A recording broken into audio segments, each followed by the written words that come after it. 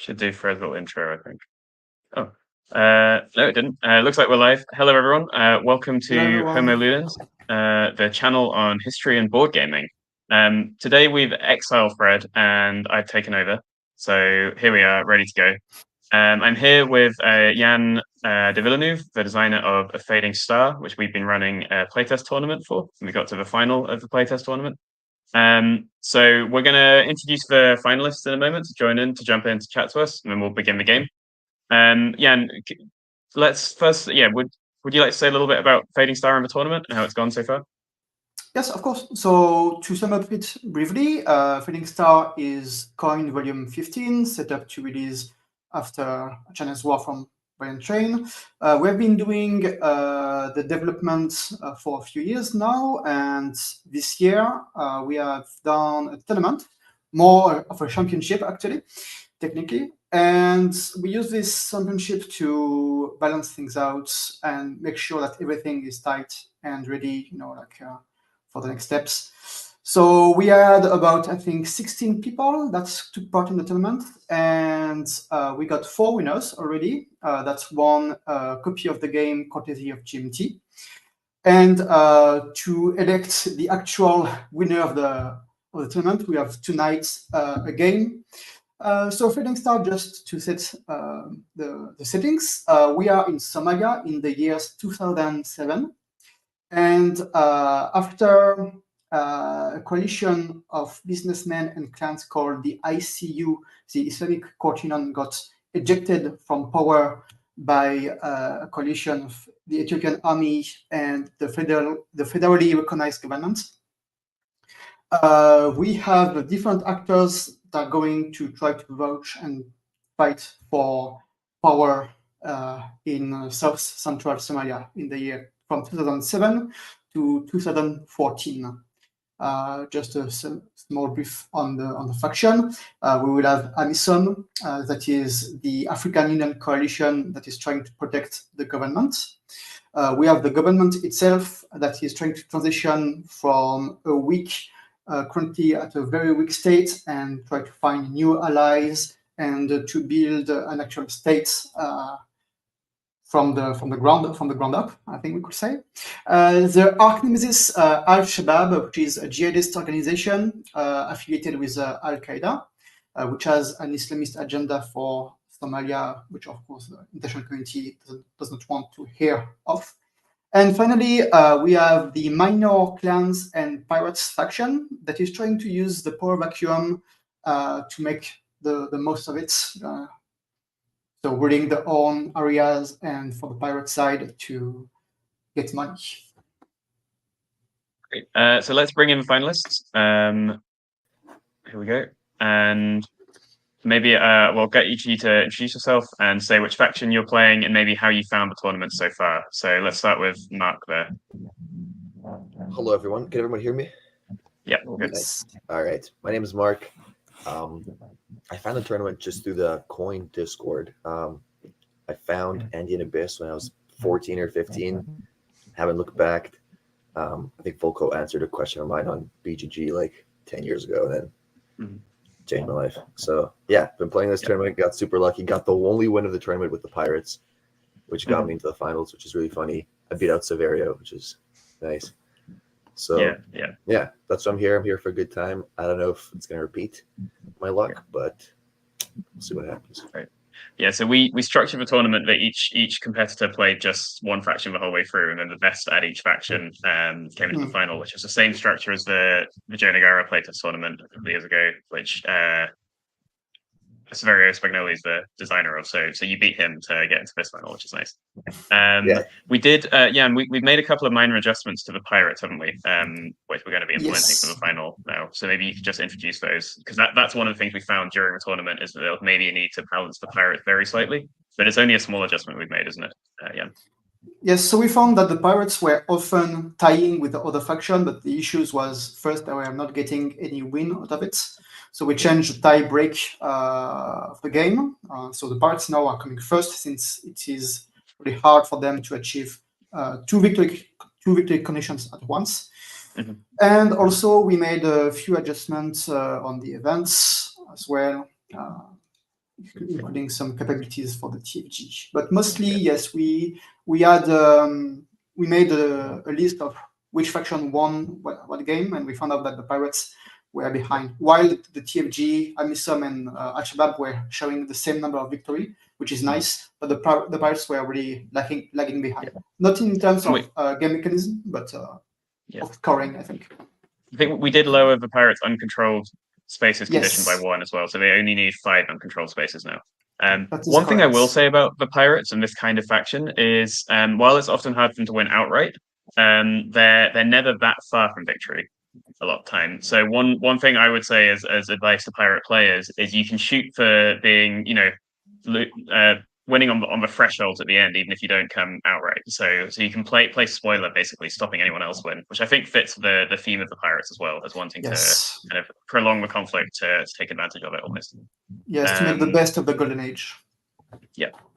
Cool. So let's go to David there next. Dave? Yeah, Dave. Which faction were you playing, and how's the tournament been for you so far? Yeah, so I've been playing TFG, the federal government. It's been good. I've really enjoyed it. I found this tournament also through the Coin Discord, which I found through the Madison area Wargamers, and sort of indirectly from the Vagina Nagra tournament from last year, which I did terribly at. So this has been a huge change. Much better results at the very least, and I've enjoyed it quite a lot. Great. Brilliant. Cool. Lars, which faction are you playing, and how's the tournament been going for you so far?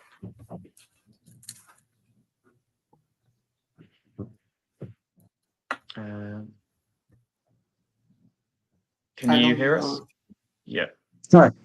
Yeah, go on. Yeah. I was just asking you to introduce your faction. Go ahead. Yeah. Sorry. Assalamu alaikum. I'm Lars. I live in Southeast Asia.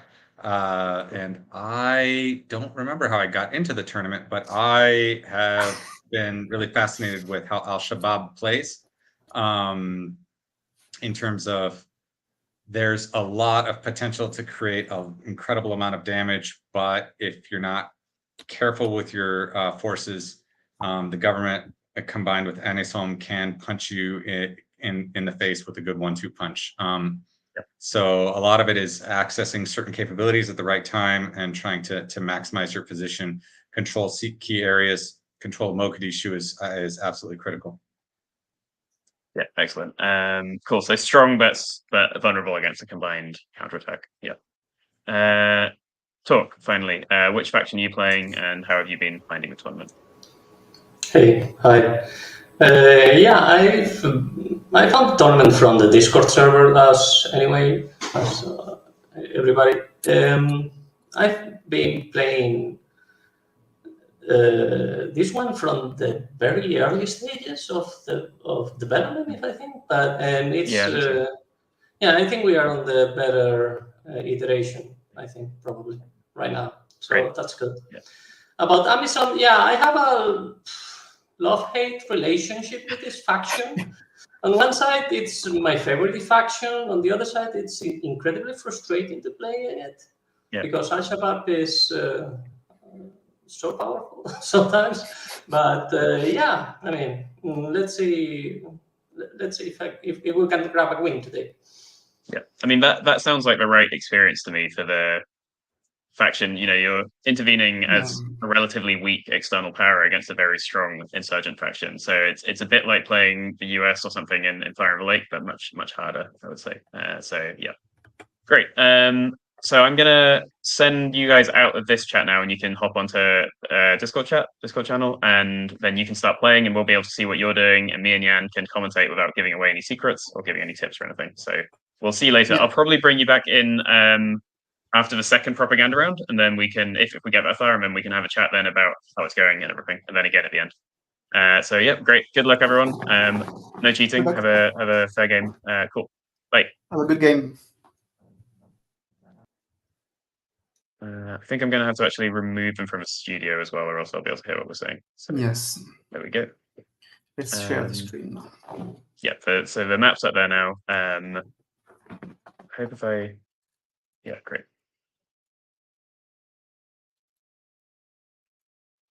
Cool. And they can begin playing. Perfect. Yeah.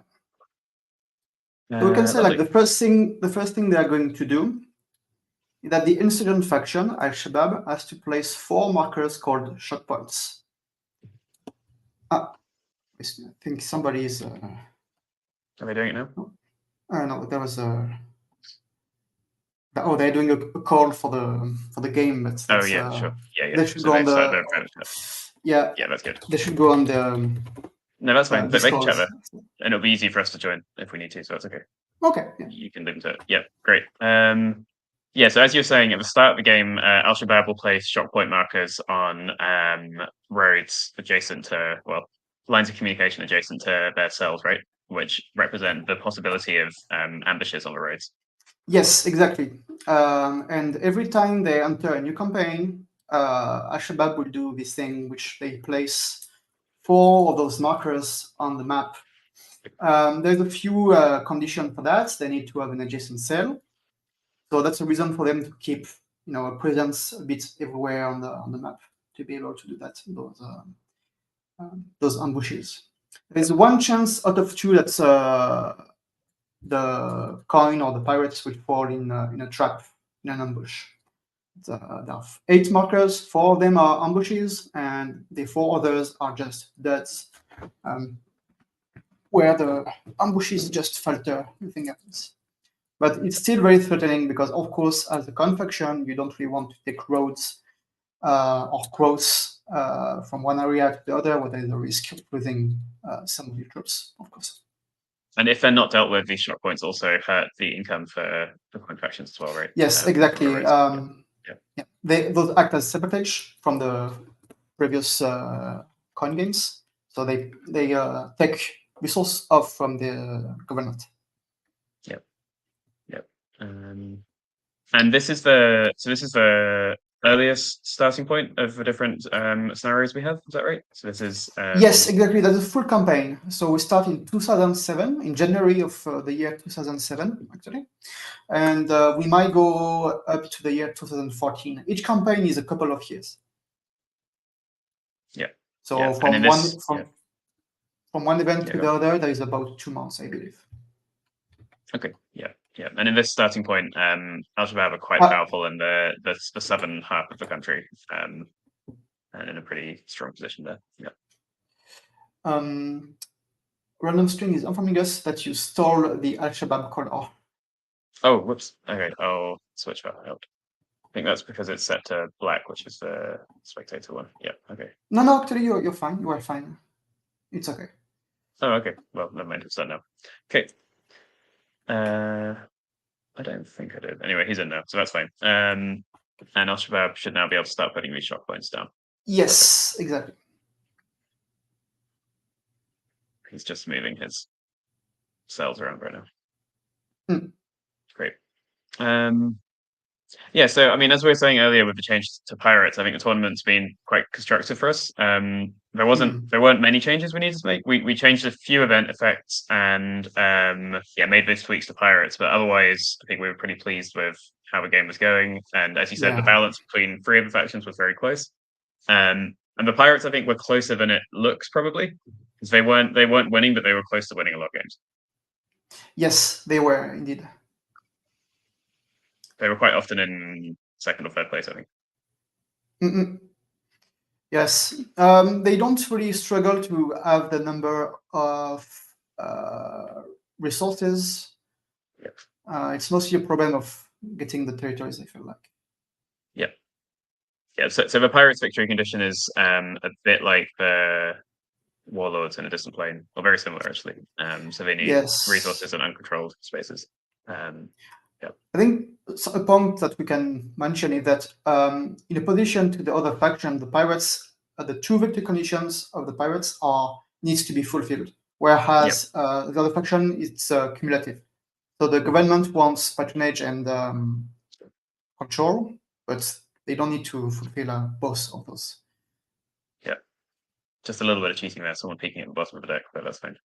So this is our first event card here, the Provisional Constitution, with TFG to go first on it.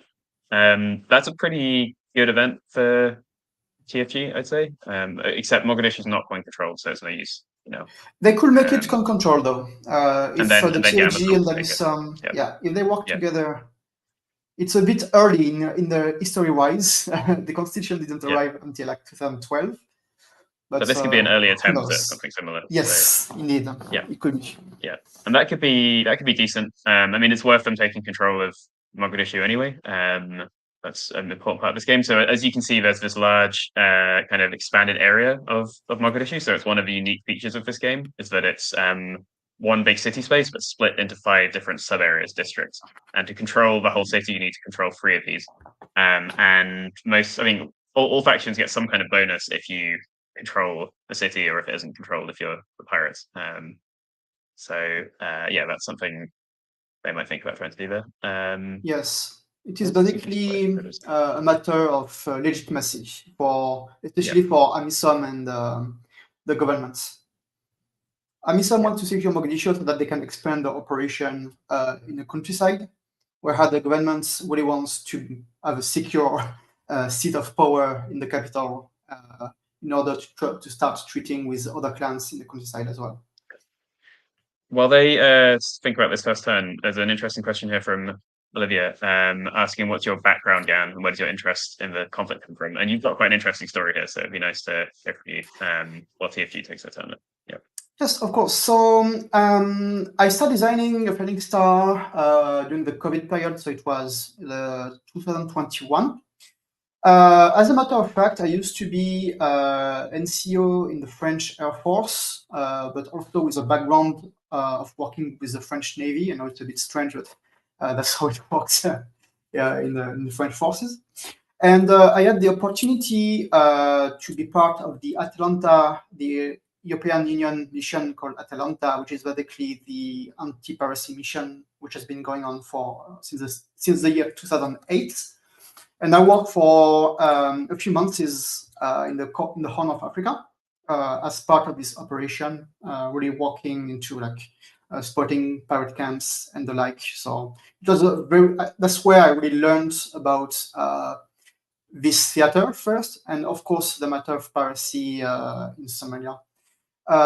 And at this time, so I was there in the year 2012. If you were talking about Somalia, if you were in the military and you were close to Somalia, of course you will also hear about Al-Shabaab, which has been waging this insurgency since 2007. And that's how, of course, I got in contact with the matter. And later on, I quit the Air Force. I came into Japan, working in a whole new field, which is unrelated to the military field.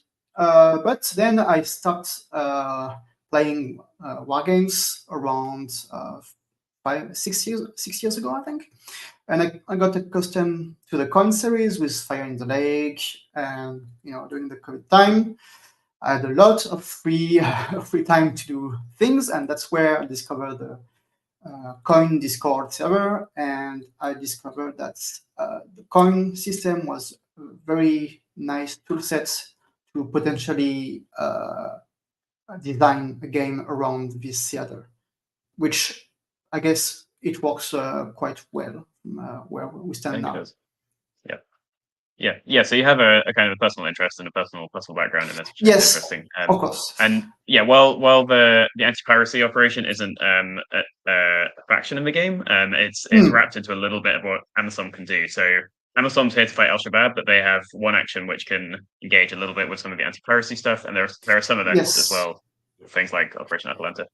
Yes, officially, the AMISOM main mandate was to protect the government, also to pick a fight with Al-Shabaab if need to, but they also had a mandate for anti-piracy, which never really come into effect, but we reflect that with the fact that pacifying those areas kind of bring away the conditions that were favorable for the pirates, for example. So looking at what TFG is doing, I think they've patrolled into the streets here to uncover them, possibly just swept, I'm not sure. And then they've done a clan assembly up here in Baidera, which removes a cell and remove cells. I think that's what they've done. I think they've done patrol of that. they're moving some more pieces in there as well to the streets, and that's got control of Mogadishu, as we were discussing, which means that Amisom now could take this event, and I suspect they may do, although +4 patronage is obviously good for TFG and not for Amisom, but if the two are able to coordinate and work together, that could be something nice. Yes, I think from their own experience with the game, so they all have at least 3 games behind them. They know that Amisom and TFG, at least in the beginning, needs to cooperate to get control of Mogadishu. Yeah, exactly. And as the Shabab player was saying just now, actually, they're quite strong, but if those two can work together against them, they can stop Al-Shabaab, and that's really part of the message of the game and what's different to some of the previous volumes. So it's superficially similar in some ways to A Distant Plain, but I think a major difference is that the Insurgent faction is relatively very powerful compared to the two quite weak coin factions who really do need to work together if they're going to stop them winning, which is a very interesting kind of difference. And one of the narrative of the game is that at first, of course, those two factions, Amisom and the government, are going to cooperate to oust the insurgent from the city. But as they become legitimate, as the government wants to gain legitimacy, the political goal of those factions is quite different, and that's where the support we're using the support part of the system to reflect that. Amisom, which also has Ethiopia and Kenya, which are like the neighboring country, have a slightly different agenda than the governments. They would rather have a federal states where each district and each areas have their own central power, and where Mogadishu is just decentralized. The power in Mogadishu is decentralized, whereas of course the governments in Somalia, in Mogadishu, want a strong Somali federal power. Where so there's a different vision. Yeah, there's a different vision of what the state's going to look like. A strong central state, which is part of what patronage could represent. It doesn't need to just be corruption, as it is in some other volumes, perhaps more, but it's about that kind of strong central power for the Mogadishu government versus support for this more federal process. So the Shabab took this capability. I mean, good to have time to take a capability, start the game, and that basically lets Shabab counterattack in any assault space. They do still need to pay for this, but it's quite powerful and can inflict a lot of damage. Yeah. Al-Shabaab, so that's the Al-Amniyat card. Basically, Al-Shabaab had this part of the organization which was completely dedicated to intelligence gathering, threatening, tax collecting, pressuring opponents. And they were really good at that. That's why we made it capability out of it. They had the upper lead, everything related to intelligence. Yeah. Pirates here are doing a big rally by the look of things. Classic insurgent move.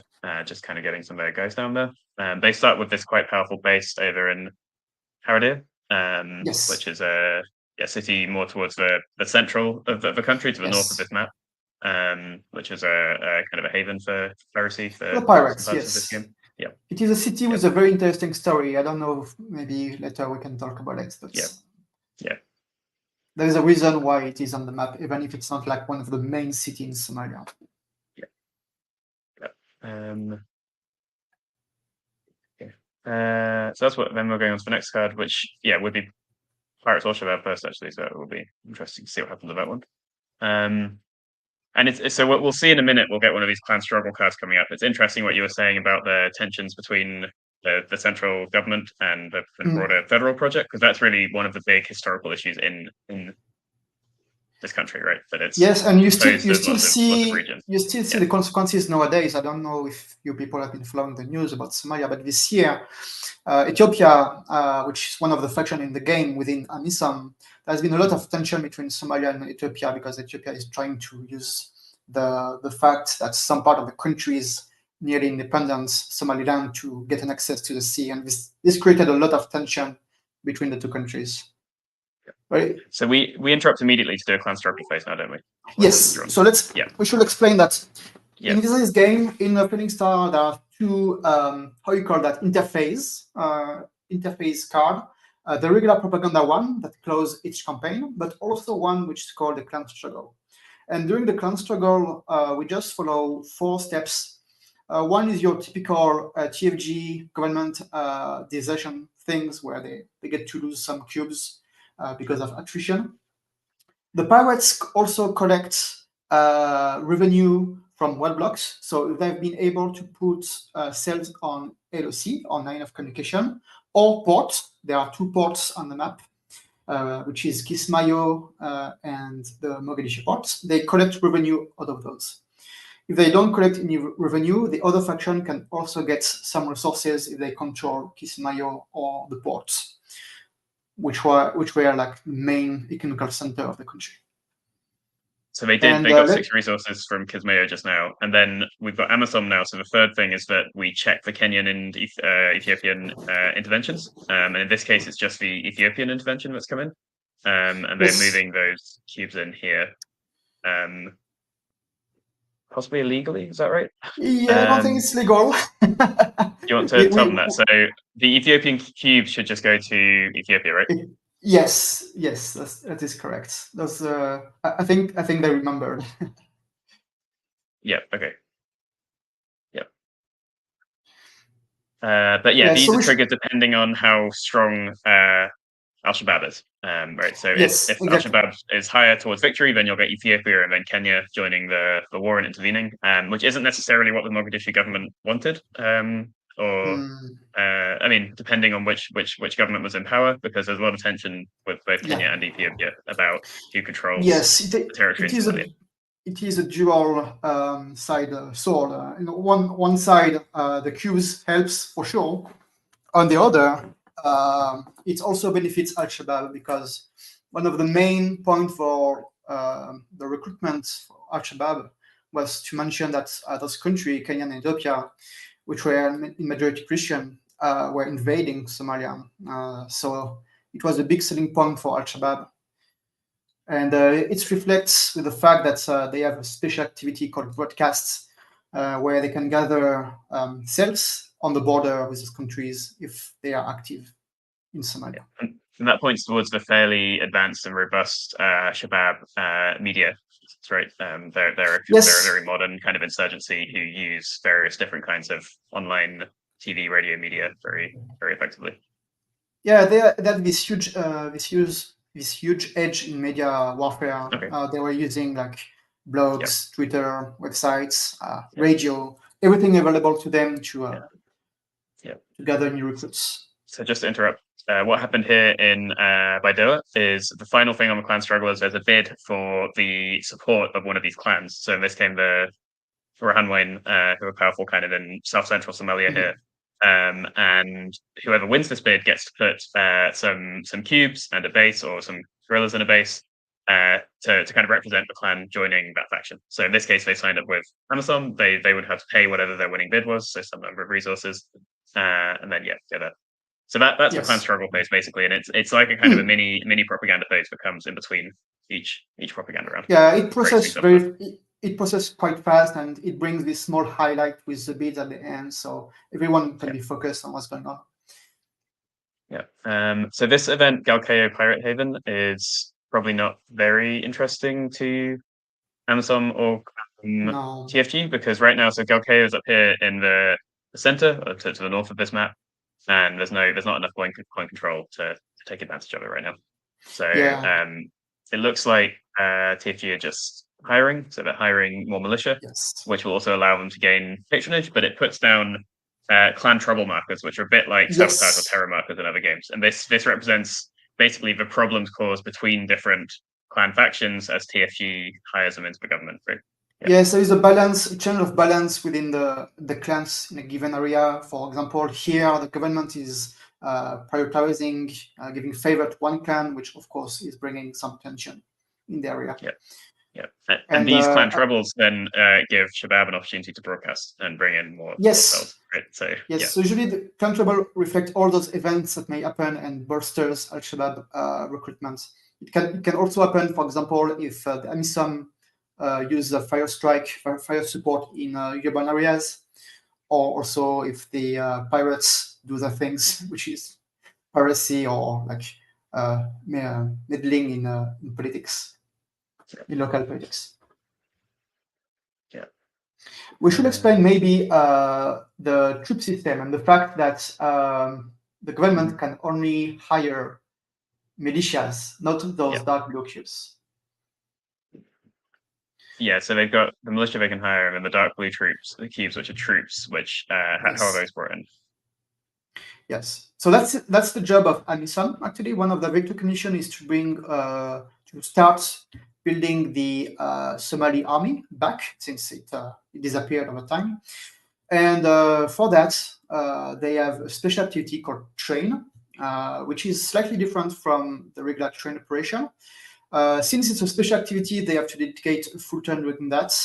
Yeah, thank you. It has two uses. So first, bringing more TFG troops on the map, but they can also train pirate sails into an actual Coast Guard, elements. So removing pirate sails. Yeah. Yes. Yeah. And I mean that actually Although, that's yeah. Go on. Go on. No, I was going to say, I think it's a very interesting aspect of the pirate faction, and something we talked about a bit in the history here, that there's a fairly legitimate argument for some forms of Somali piracy to try and protect Somali waters during this chaotic time. You get lots of fishermen basically angry about foreign vessels shipping in, fishing in Somali waters. So the idea here is that Amazon and maybe some of the organizations you used to work with can come in and instead build up the pirates into more legitimate Coast Guard. There were a lot of attempts at bringing those Coast Guard, like those new Coast Guard elements, which were for a lot of them previously pirates. A lot of those were very shady, didn't last long, or we don't know what happened with them. The most successful one was in Puntland, so which is on the right side of the map in Mudug. The Puntland Maritime Police Force, which actually successfully survived to this day and even rescue a few ships from actual pirates. Yep, so it's nice to have. So what is going on? Amazon did a lim up. I'm not sure exactly what they did. Possibly just doing state building. Something like this. Maybe in the airport to get to. Does the airport start at active support? I think we are getting our first piracy attempts of the game. Yeah. Okay. So yeah, we're on a pirate event now, and they're doing piracy attempt down in Insurgent. So they choose how many cells to use in the piracy attempt. In this case, they use 3 of them, and then they're going to draw a piracy card over here, 1 for each cell, and this is the number of targets they manage. So they've got. They always draw 3 cards. Sorry, cells out of the strength of it. Yeah, that's a different version. So they've got a tanker, a yacht, and a worth 10 for them, 10 resources. But they're going to need to have quite a big anchorage to put it in, and succeed in this roll of 6. The anchorage, so they can put it here in the middle, which is what they're trying to get. Then they need to roll 6 on their dice, which is +3 for the +1 for the base. Cells they have here. So they +1 for the base as well. So they've got a good shot of it. Yeah. So they have a pretty good chance. Yeah, they've got a dice there.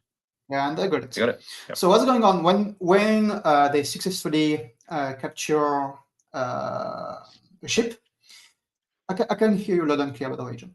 When they capture a ship, this brings a few load of consequences. So first, a no-stage marker is taken to the board, and on a later turn, they need to take a special activity to ransom it and get resources. But of course, this marker is a little bit like the news in Old Bridge Burning. It's exposed, and if the pirates get removed or if some events happen, the hostage might be rescued or the whole operation is not profitable, which just means that the token is removed. But also, they just put a clan trouble marker, which we mentioned before, that may take Al-Shabaab into the fray. And finally, so there are 2 piracy stacks, I think people can see in the bottom right. The first stack on the left is the piracy deck, where the targets are, and also some events. But on the right side is the counter-piracy deck. And every time the pirates succeed at one attempt, they put one of those cards in the deck. And most of the time, those cards will, of course, make their life more difficult, and the attempts as well more difficult. There are 2 ways that those cards can come into the piracy deck. First, if the pirates are successful, and also if Amisom stabilize the cost it also brings more of the scouts because, of course, the area gets more stable and there are less reason for people to go at sea.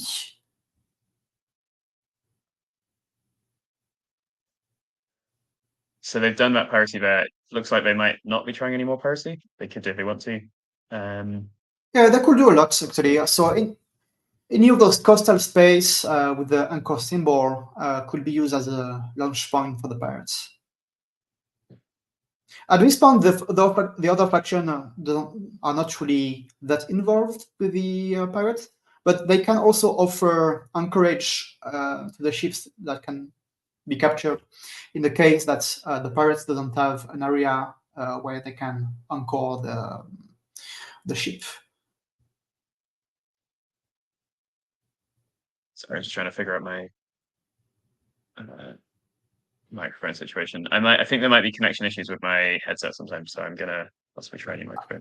I think I can hear you loud and clear. Okay, I don't know for the stream.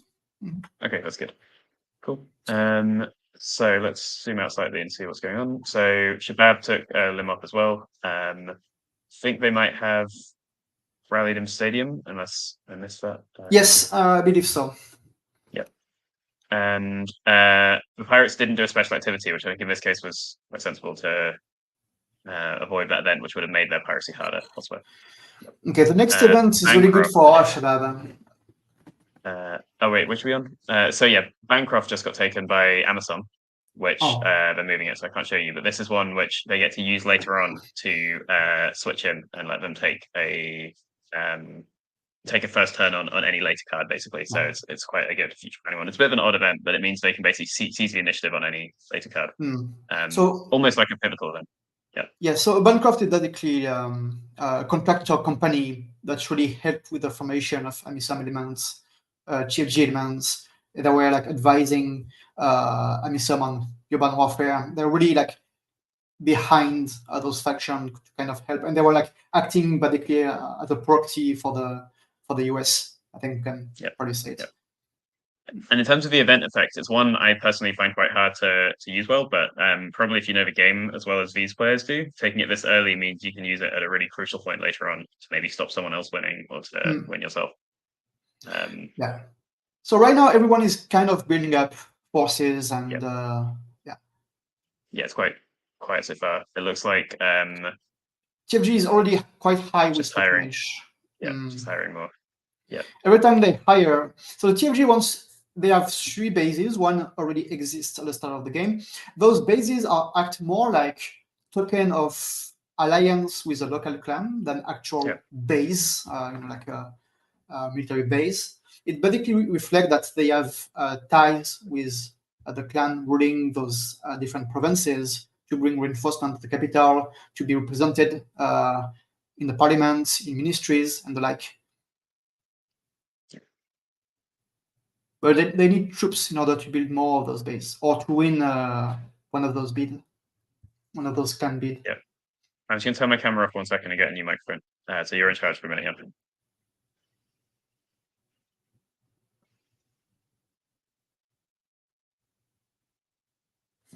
Okay, so Al-Shabaab is next, and this card might allow them to bring some fighting in the cities.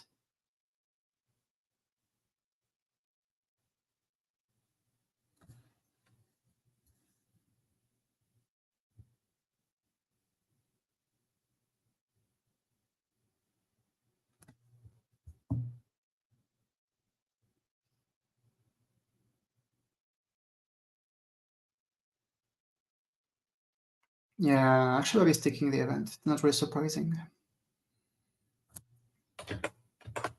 Okay, how does that sound now, Yann? Perfect. I can still hear you loud and clear. Oops. I've accidentally muted everything as well, but I can't seem to change that. So 1 second. So what Al-Shabaab is doing right now, they are marching into Villa Somalia, and they're going to be able to attack twice there. There we go. Can you hear me clearly now? Yes. Okay, excellent. yeah, trying it's a different kind of microphone now, which is off So towards we're seeing a massive Al-Shabaab assault on Villa Somalia, which is a seat of power. Using these events. Wow, that's a crazy way to roll a die in TTS. So there we go. Yes. Also, yeah, It's a theoretic success, but they might get one sale if they roll a 1. Yeah. And I think they are likely to remove the militias, since Amisom, they will suffer some attrition if they were to remove the attrition cube. Yes. Oh, they're actually going to remove. Yeah. Actually, well, yeah, actually. I mean, it's quite easy for Shabab to get these cells back. So how did they get the cells there? Oh, with the event. Right. So they do a free march and then a free attack. Yeah, and they get to attack twice. Yes, excellent. Yeah. So it's a big assault on Villa Somalia in this case. Villa Somalia. They should take the casualties, the cubed casualties. By the way, they're making a small mistake. The militia, even. Yes. Even the militia. Yeah. Even the militia, yeah. TFG might I'll tell them. lose some resources. Cool. And now Mogadishu is no longer can control, since the government lost control of Villa Somalia.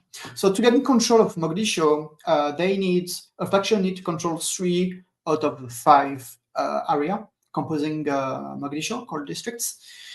They control 4 or 5, of course, that's even better, but 3 is enough.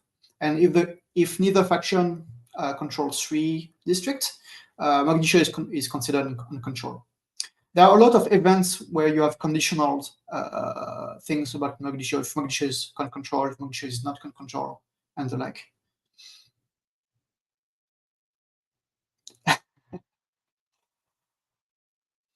It's likely due to the fact you're streaming, Joe, I would say, probably. I do. I routinely have some microphone issues. I think it's also to do with my hardware. But yes, the streaming probably doesn't help. That's right. So we have quite a lot of support for the pirates here in the audience. So Richard played the pirates during the tournament, and is still loyal to that cause, not bitter. Whereas Severio earlier on is more bitter. So he was beaten by our pirate player in the semi-finals, says he was robbed by pirates. He was also playing pirates. So there we go. No, so it's very interesting. What we are seeing right now, the pirates are actually going for the line of communication, which is a bit early, maybe. Right, so this will get them income during the clan struggle round, like you were saying, during the roadblock phase. And you say it's a bit early, and this is because piracy becomes harder as the game goes on, right? We add these counter piracy cards. It's also because we just got the clan struggle card already, so there won't be there won't be a clan struggle until at least the next propaganda, which means they will have to wait. Like those cells are not going to get of any use otherwise, or maybe he's just trying to move into new areas. Who knows? Yeah. Okay, so we have an event here about Eritrea, which would hurt Shabab or increase Shabab resources. I'm not sure if either of them will take this. It won't have a huge impact on Shabab resources, I don't think. No. No, this event is rarely getting picked so far. It's okay. Not all events needs to be like massive Black Swan events. Yeah, I mean, if you're going second and Shabab's quite powerful, you might do it just to slow them down. That'll be okay. Eritrea was the big elusive supporter of Al-Shabaab in the early years. And it was more to meddle with Ethiopia than to actually have an interest in Somalia affairs. Yeah. So was the actual Eritrean state supporting Al-Shabaab? Or is it more that there was support for Shabaab coming from Eritrea? There were so they didn't host Al-Shabaab. They host another subfaction of the Islamic Court Union, the one which was more civilian. But they did found some of the Al-Shabaab leaders, at least until 2009. And as the card mentions, there was a UN resolution to denounce that. Okay. So it looks like there's a counterattack going on here. Amisom have transported troops into the stadium, which is the kind of Shabab stronghold in Mogadishu, and they're assaulting there to remove it. And now the capability Shabab have would only let them counterattack if they had anything left to attack with. So in this case, they can't do that. Oh, that's huge. Yes. So they wiped that So out. they swept and they did the fire support, I believe. That's right. Yeah, they did sweep and fire support. That's correct. Yeah, which Okay, has a negative impact. It pushes the city Yes. towards opposition. Yeah. Yeah, so they made a trade-off. They decided that it was worth committing a war crime, because that's basically a war crime, but to get Al-Shabaab out of the stadium area. And they should also put, if they did an airstrike, they should probably put a clan trouble there as well. Yeah. Let's take a look at that. Yeah. Clan trouble in the stadium. Yeah, well, let them know. Yeah.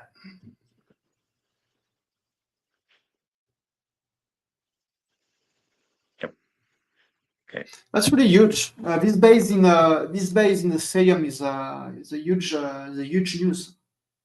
Yeah, as Amna Uman is saying there, it often stays for the whole game. It's quite hard to dislodge. In this case, Shabab basically left themselves open to that, really, by doing this march into Villa Somalia. Yeah. So it was a kind of a trade-off there. So they might be able to wipe out the TFG base in Villa Somalia. So Yes. they might just trade positions. And actually, holding Villa Somalia is going to be better for Shabab because it's higher population. They could just broadcast in Villa Somalia, replace one of those militia, and just assault there to remove everything. Something is going on in Mogadishu. There is a lot of urban warfare going on. Yes. Yeah.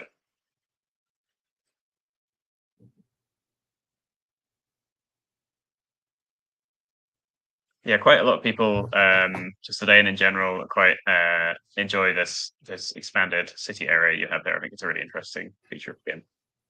So that's good. Yes, there's a bit of legacy behind this choice. At first, I didn't know, but Brian Train used a similar pattern for his Somalia game called, I believe, Somalia Interventions, where Mogadishu is split in 4 areas. And there is also a bit of brotherhood and unity with the Sarajevo, I believe. Yeah, that's right. That mini map for Sarajevo. Yeah. Yeah, so there's some, but that was Brotherhood and Unity more of an inspiration for you there, though, in terms of other games you'd seen with a similar thing? Yes, a little bit. And I think it was actually a Stefan suggestion a little bit as well, if I remember. The way I did it, like the display and the agency, I came up with it, but I think having a Mogadishu really like a zoom up on Mogadishu was a suggestion from Stefan Rodriguez. Yep. And I think we should explain that Mogadishu works slightly different than the other areas on the map, because every time a faction selects Mogadishu for an operation, event, or special activity, they have to make a choice in which area they do it. They can't select all areas in Mogadishu at a time. And that reflects the fact that urban warfare, of course, is a different matter. It's a slow grind between the streets. And it took a lot. It took at least 4 or 5 years for Amisom to figure out how to fight in Mogadishu, how to breach into Al-Shabaab areas. So Amisom has come down into the port as well now. So they've got that coin control for Mogadishu. Although it's it's a fragile control, I would say. Mm-hmm. Yep. And then we have Shabab now up on the next 2 events. So this one. I think that's good for them, but the coin faction are not eligible. Yeah. So I think that's something which is important to note, that the fact that Amisom and TFG are together on the same imports is really good for them. Yes, they can do these double actions. Yeah. Yes, as an Insurgent, I would rather try to get in the middle and prevent that from happening. Because they can do these kind of combined sweep assaults now, can't they? Where one sweeps and the other assaults or something like this. Yeah.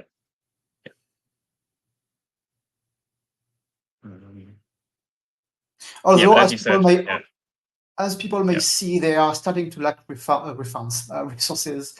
Yeah. We have so the track, the victory track and resource track in Phoenix Star goes only up to 40. Why is that? It's because for AMISOM and the TFG, they lack the command and control that the typical con faction will have in, say, Distant Plain or a Fire in the Lake.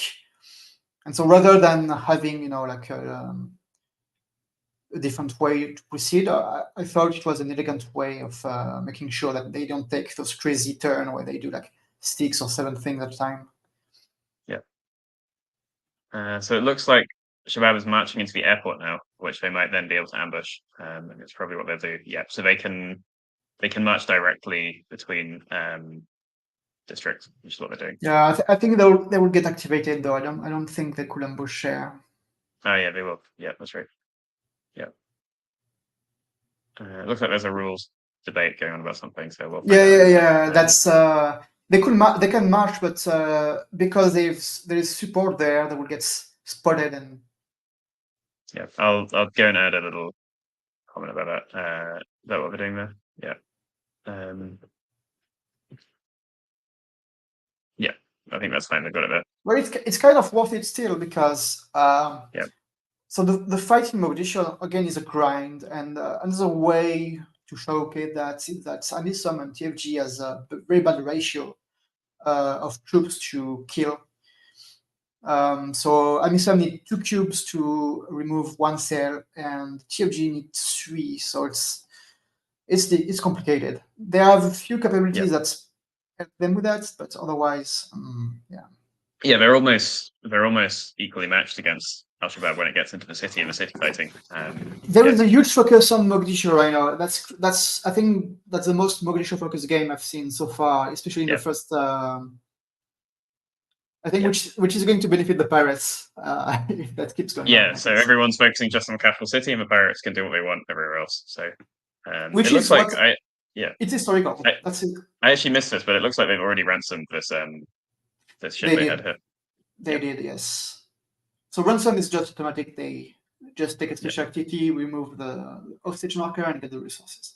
Yeah. If someone else controls the area, though, they need to come to some kind of deal. Then yes, that's an interesting point. So if the pirates, if the hostages are not in a uncontrolled area, they need to find an agreement. So if it's Al-Shabaab control, they need to find an agreement with Al-Shabaab. If it's a coin control area, they need to find an agreement with the TFG, and they can just block the hostage situation this way. But of course, it's also an incentive for them to negotiate and try to get a cut, which was the historical reason behind this choice. Is typically in Al-Shabaab control area, the pirates were to do piracy. Someone sending Al-Shabaab would take 20 to 50% cut, depending on the circumstances. And same for the local representative, that would take a cut as well. Yeah, I would ask for 50% if I was Al-Shabaab. Yeah, that sounds fair, especially for such a big target. Yeah. Oh, here's something. So they're doing broadcast here, which they've targeted these places with clan struggle. I think they can only target one Mogadishu district with broadcast, right? Yes, that is correct. Yeah. Every time. Special activity, operation, Mogadishu is only one space. Yeah. Just let them know. So either stadium or Villa Somalia. Yeah.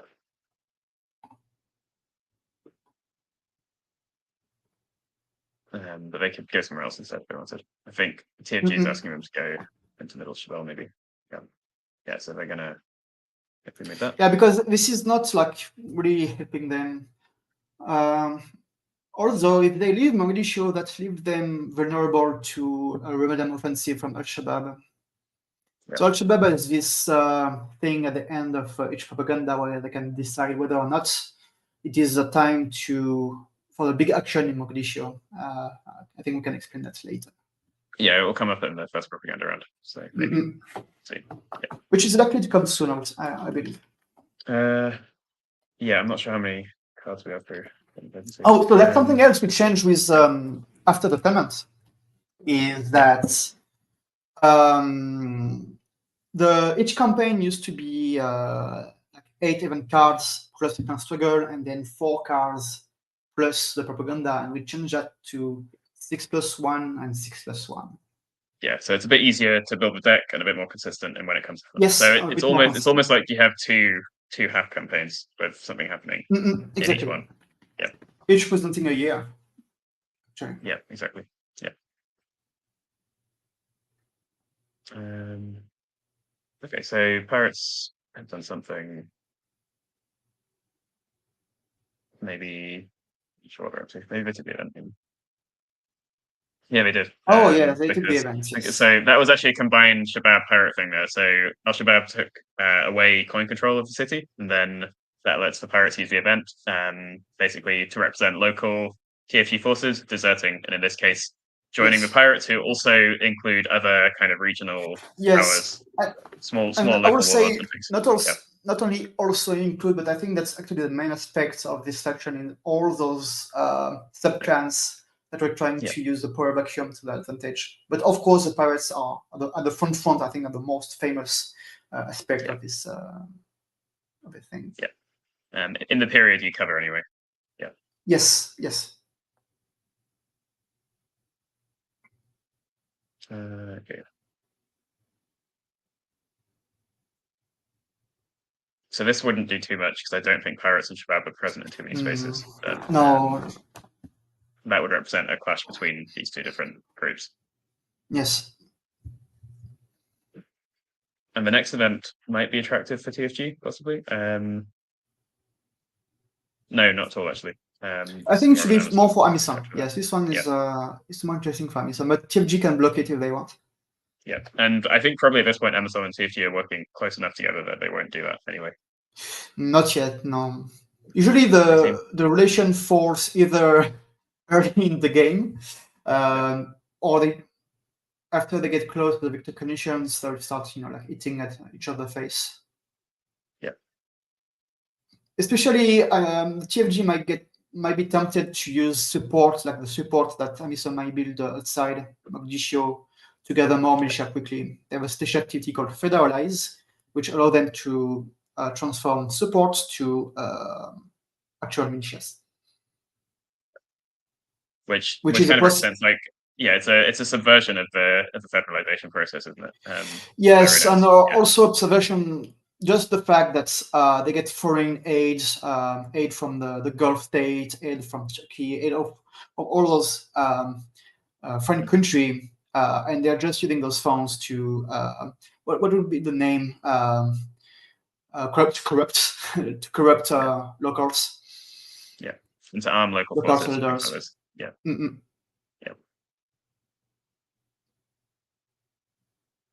Which I think thematically at this point in time was not really happening, but as the war progresses, that thematically becomes more prominent. Yeah.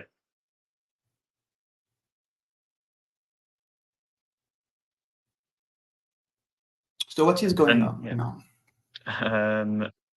TFG is. Oh, it took the events. Okay, so they removed a few pieces here and there. Yep. Okay.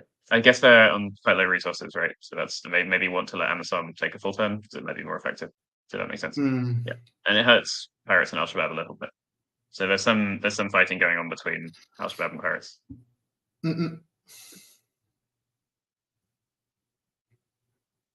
Yeah, I think probably the more important thing here was to let Amazon take a full turn because they have some more powerful combat capabilities against. Yeah, I don't know where they're going with the Mogadishu situation, to be honest. Because now the current faction only have one district. So I think they're trying to get control back of some more districts. Fred is directing our attention. Yeah, so they went back into Villa Somalia, and maybe on a later turn they will be able to get control back of another district to get Mogadishu back into control. Yeah. Al-Shabaab definitively did hurt them a lot. No. They haven't gone on any of the roads yet, have they? Haven't dealt with these shock points. So it'll be interesting to see. No, because they've been doing those things in Mogadishu. They swept in Hiran, Mhm. but they swept directly from Bedoa, I believe. So it's Okay, not here we go. to... They're going over roadblock right now, just as we said it. So okay. here we go. Let's see what Trying to happens. come from Bedoa into the capital, I think. Yeah. Okay. So they have checking a the rules. choice. Okay, If they are sweeping, it means that Al-Shabaab has the choice of actually. Yeah. And there's no underground Al-Shabaab cells next to it, so I think that means it's not a risk because they've basically cleared both sides of it. Yes. Is that right? Yeah. Yes, that is correct. Yeah. So that's very interesting. So this was actually a roadside attack, but that requires it's basically an ambush by an Al-Shabaab cell from an adjacent space, but there are no underground Al-Shabaab cells. So yeah. I think you can give them the hints because they're probably like discussing about it. Yeah. That is true.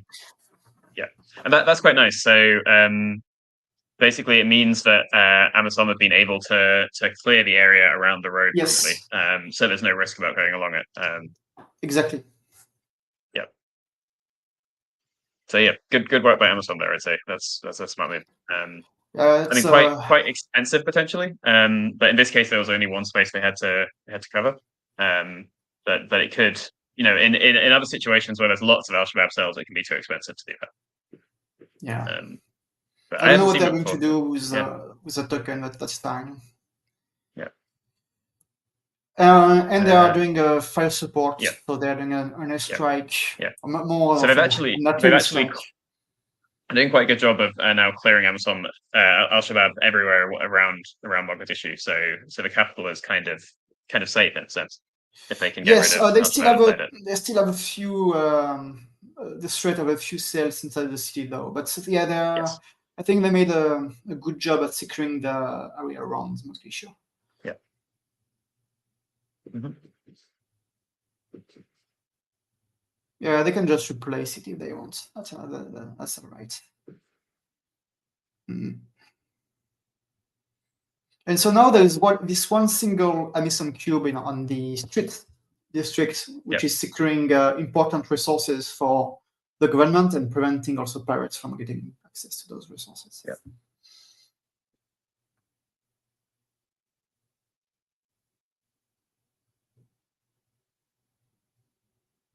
It's funny because Al-Shabaab and the pirates keep playing events which are good for the confection and the other way around as well. Yeah.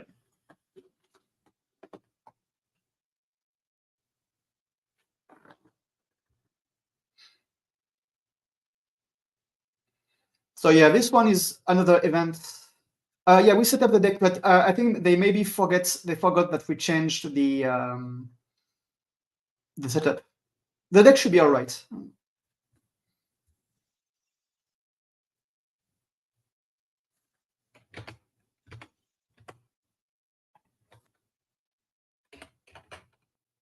Because we've got 12 cards seen.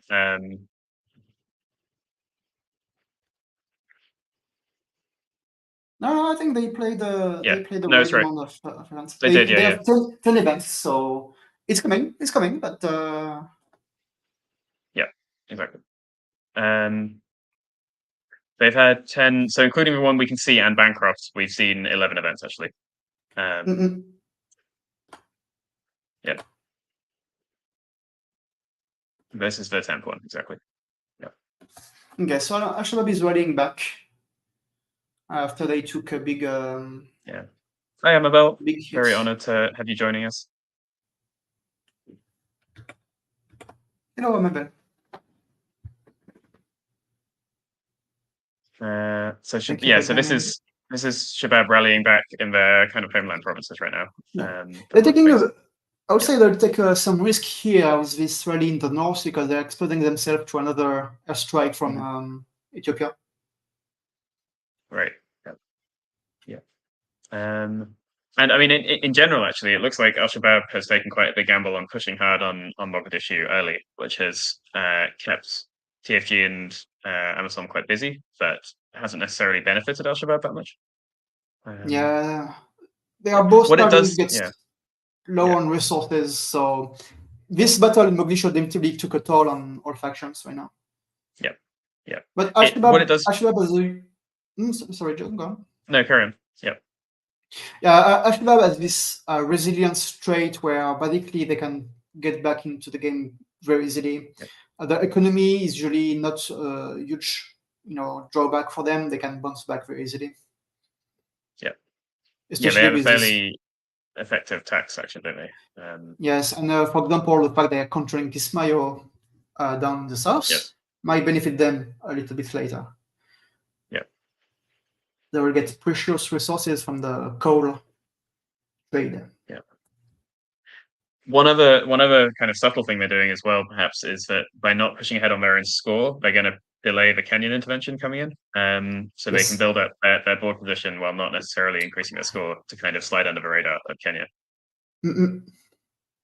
Yeah, the fact that amidst was very aggressive with all those bases, it might actually have put Al-Shabaab below the Ethiopian intervention threshold, and Ethiopia would have say, okay, mission accomplished, we're going back home. Exactly. But I think this didn't happen because opposition increased as well. Yeah, I think they're on 9 now, Al-Shabaab, so that will still keep Ethiopia in the game. Yeah.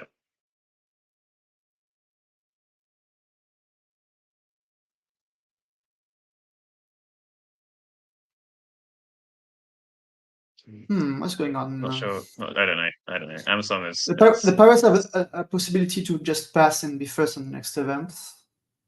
Yeah.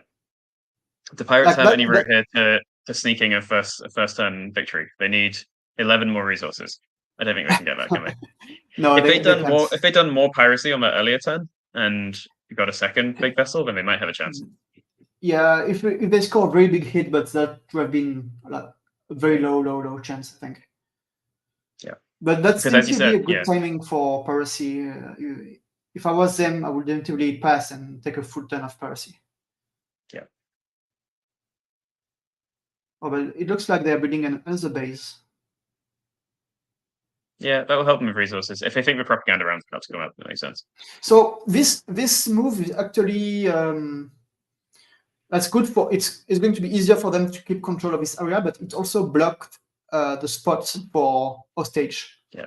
The fact they put 2 bases in the same spots. Okay, we have the first propaganda. So as usual in other previous volumes, propaganda is the small, like maintenance time where people will get new resources. We check for victory. Al-Shabaab, Coin, and TFG get to and the pirates as well actually get to shift support and opposition. Yep. For Amisom, for Amisom, more countries intervening in Somalia means more resources. So right now, only Ethiopia is intervening, but that's still going to be a fair number of resources for them. The TFG, I think the fact that they removed all the shot points is going to give them some breathing space as well. Mm-hmm. And Al-Shabaab gets resources from base and control, so it's not going to be huge. Actually, they won't. They're not going to get much. I think they're going to be not out of it, but they're going to be a lot weaker for the next campaign now. That's going to depend because if they can keep Kismayo under the control, it's going to be a big influx of resources for them. Yeah, I actually think if the coin factions continue fighting with Al-Shabaab in Mogadishu, I think the pirates actually have a chance to sneak a victory at the next propaganda round. They're in a very good position right now. They've been kind of staying quiet and doing quite well there.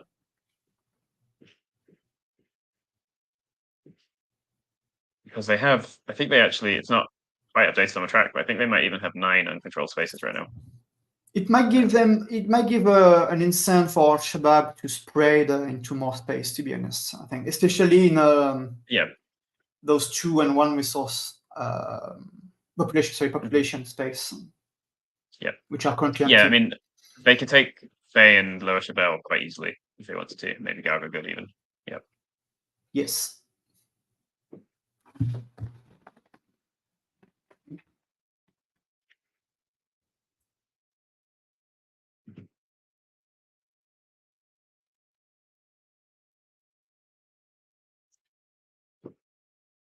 I think they're counting. Yeah, they're victory, counting just check resources. it's right. Oh, counting resources. Yeah, cool. So the TFG militias that went to casualties are going to return to the TFG pool, but they're going to cost them some resources. Yep. The Amisom cube, otherwise, is going to return later on the next clan struggle, because Amisom is a bit delayed. We are reflecting the fact that those countries, Kenya and Ethiopia, of course, intervention in Somalia was not a smooth affair, and there was always a delay between the declaration of intent, the fact that we're going to conduct operation inside Somalia, and the actual operation ongoing. Yeah, and some of these Amazon cubes are coming from other countries as well, right? The main mission is actually Burundi is a major contributor, I think. Yes, so we have two main troop contributing countries, which are Uganda and Burundi, which are not neighbor of Somalia, which are part of the African Union missions. At first, when Ethiopia and Kenya intervenes, they are not doing so under the banner of AMISOM, but we choose to take them in the AMISOM faction. But yeah, especially in the early year, the troop contributing countries were Uganda and Burundi. Later on, there are also a troop from Djibouti and Sierra Leone. Uganda and Burundi were in the mission mainly for prestige, I would say, but also for troop formation and aid from the West. It was actually a big feat from Burundi, because Burundi, a few years before this war in Somalia, they had their own civil war ongoing, and which concluded and for them it was a way to show that things were back into control, but also to have those ex-militia and those ex-insurgents to have something to do. It's a bit stupid to say, but that's actually one of the reasons they went into peace operation in Somalia. Just to keep people busy. Yep. Yes. Well, because basically, AMISOM one's on the payroll of the US and the EU mainly. Yeah. So they didn't have to mind too much about this aspect. Yeah. With the support of the UN. Amazon's spending quite a lot of resources here to shift towards support, including in the stadium. Yeah, support is very fragile, so it makes sense. Yeah. So another reason for the Con faction to control Mogadishu is that they cannot shift much support if Mogadishu is not Con control. They are limited to one shift in each space if Mogadishu is not Con control, otherwise they have two shifts. And of course, they must remove terror. Yeah, it's slow. And they must remove terror markers. They must remove clan struggle. And support is very fragile. So, they can have those turns where they have a huge swing in support.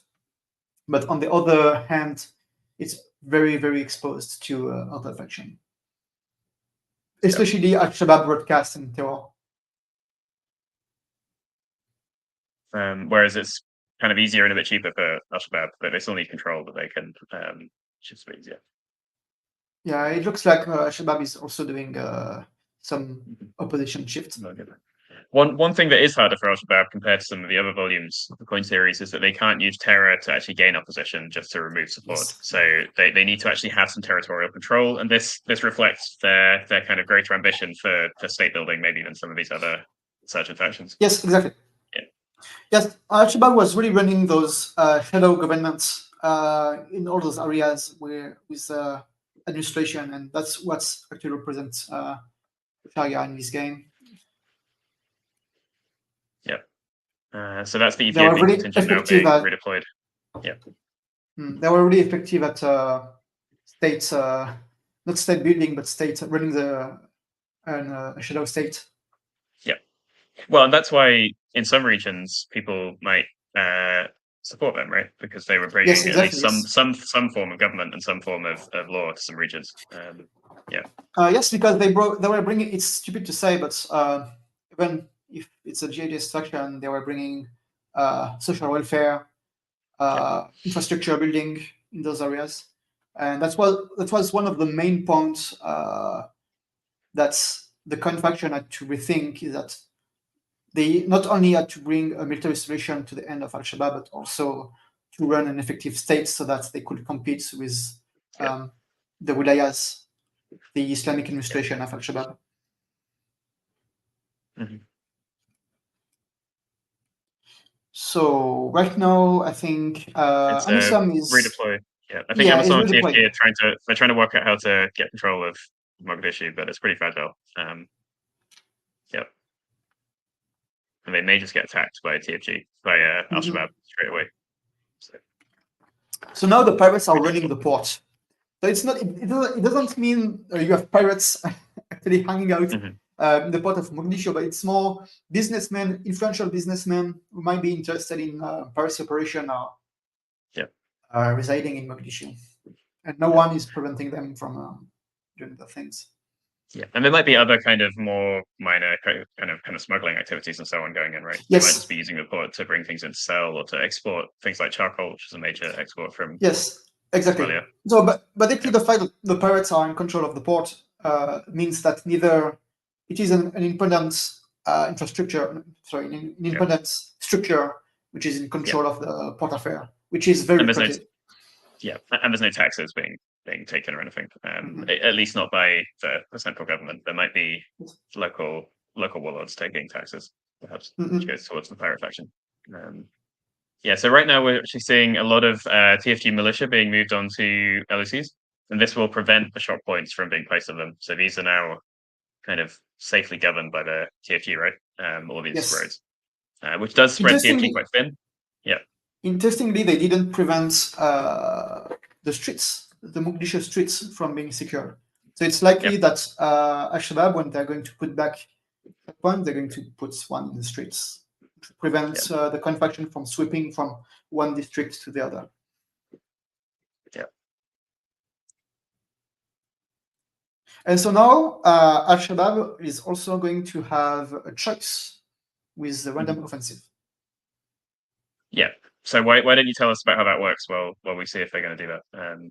Yes, of course. So Al-Shabaab has a hand of 4 cards for operation called the random offensive, which is this huge attack in Mogadishu to either get control of Mogadishu or to achieve another thing. And as you can see, they have 4 different strategies. They can only select one card during the war game. If they choose to do a random offensive, they choose one of those 4 cards, and they have to fulfill the objectives on the card by the time that it will show up. So if they choose to do this offensive, they basically take the card and they will shuffle those above the 4 top cards on the deck. So it might come up as soon as the new campaign starts, or it might come up later.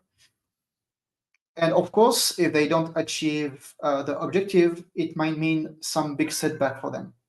So they have different objectives. Some of them are easier to secure, but of course the gain is not as huge.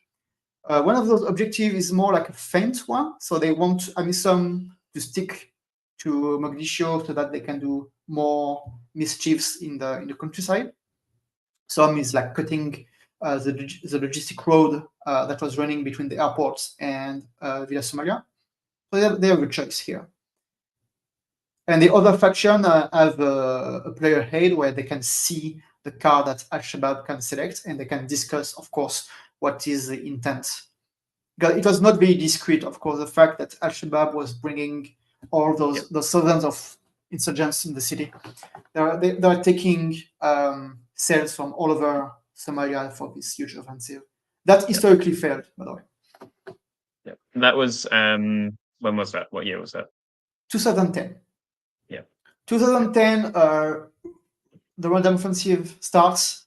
They try to assault Villa Somalia, to take control of Villa Somalia, to take control of the road between the airport and Villa Somalia.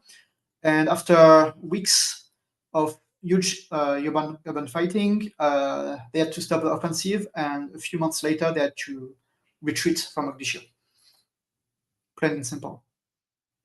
It looks like they haven't shuffled it in now. Though, No, so they have I not. think they're They waiting. didn't. Which They didn't I think select. I think in this case makes sense because they're not necessarily in the best position to take advantage of it right now. So that's something which actually it can come up naturally from playing Operation. I think we saw an actual random offensive earlier. We did, yeah, exactly. Yes. So we saw maybe a 2008-2009 offensive by Al-Shabaab. Yes, we are now in the year 2009. Yeah. So two pirate events coming up. in trouble. Yeah. So they didn't quite manage to get control of it, and they have a lot. Most of the Amazon forces are actually in Mogadishu now, trying to secure the capital. Yes. So the pirates have a lot of breathing space right now to do their things. Interestingly, they didn't remove the cells from the LOCs where they were before. Yeah. One thing I need to check actually, Yann. The pirate victory condition should count each district as a different space, shouldn't it? Come again? Sorry. Should does each district of Mogadishu count as a separate space for the pirates' uncontrolled condition? Yeah, it does. It does. So they're actually on 8 uncontrolled, not 6, I believe. So I might let them know. Because that could be quite important. If this is a mistake other people have been making, it could explain why pirates have been having more trouble as well, actually.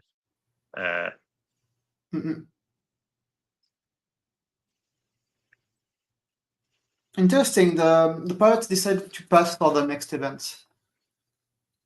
What does the next event do for them? That's the Seer Star. Yeah.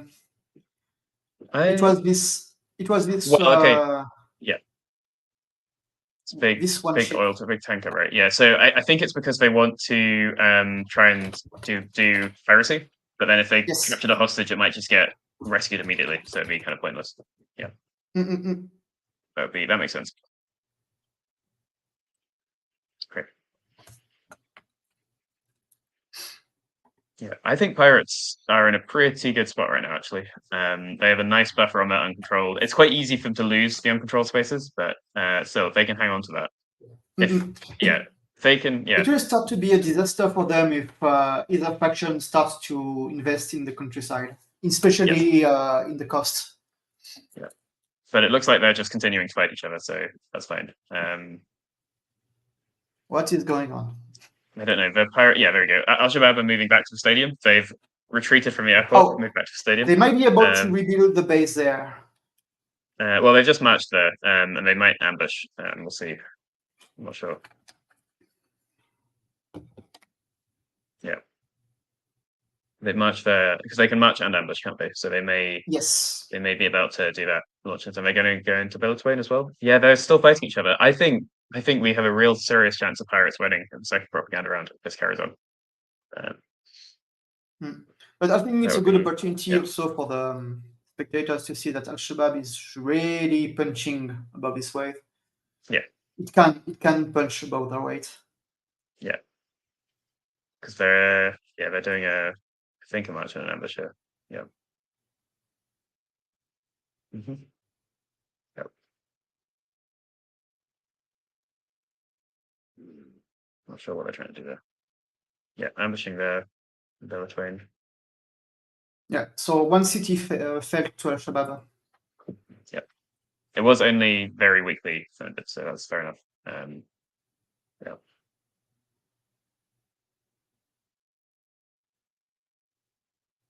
And ambushing Somalia as well. Yeah.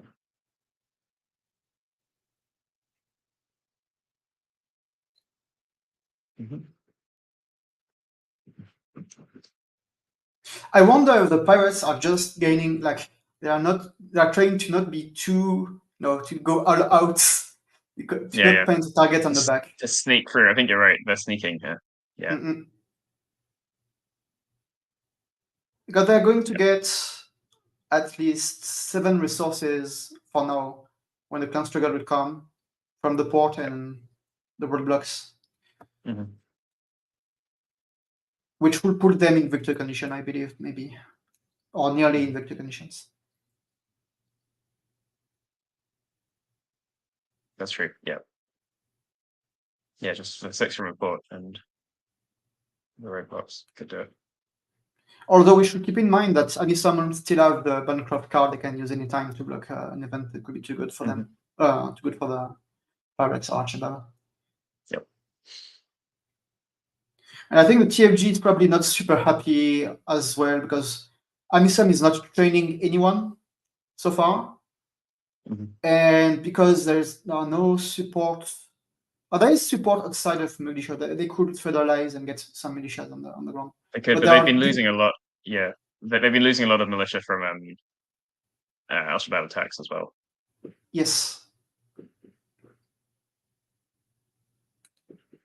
I will not be surprised. I don't think we will see a Kenyan intervention this campaign, but I will not be surprised if the Kenyan intervene the third campaign, if it is a third campaign. Okay, so the Pirates are going likely to get the events. This one events. Oh, there's a free race trouble. Yeah, I would have been tempted just to do a regular. Oh no, because they don't want. Yeah, I would have been tempted to just do off only race trouble for that actually. To stop Amazon having a full turn. But Amazon might just use this to fight back against Al-Shabaab. So that's it could be indeed, yes. Yeah. No, they took the events. They're going for the free race trouble. Fair enough. No, they don't need to pay for that. They took the events. Yeah, I'll add it. I'll tell them. It's free. It's free money. Yeah. Even better. Because they need to spend 1 for each pirate they send on the piracy mission. Yes. So yeah. So basically, how piracy works, at least with the Kickstart, they decide how many sales they invest, they send into operation. They've drawn 2. They didn't draw anything good. Oh, that's crazy. Yeah. They didn't find anything. Not a single target. Yeah. So in this deck, at the start, there is piracy events. Yeah, there is about 15 targets. Yeah. 15 targets for 30 cards, which means they were very unlucky with this 3-card draw. Yeah. But at least there was no stage on the map. Otherwise, that would have been riskier. So this hostage rescue card, which we saw, is one of those counter piracy cards that can come up as more counter piracy card gets shuffled in the deck. Yeah.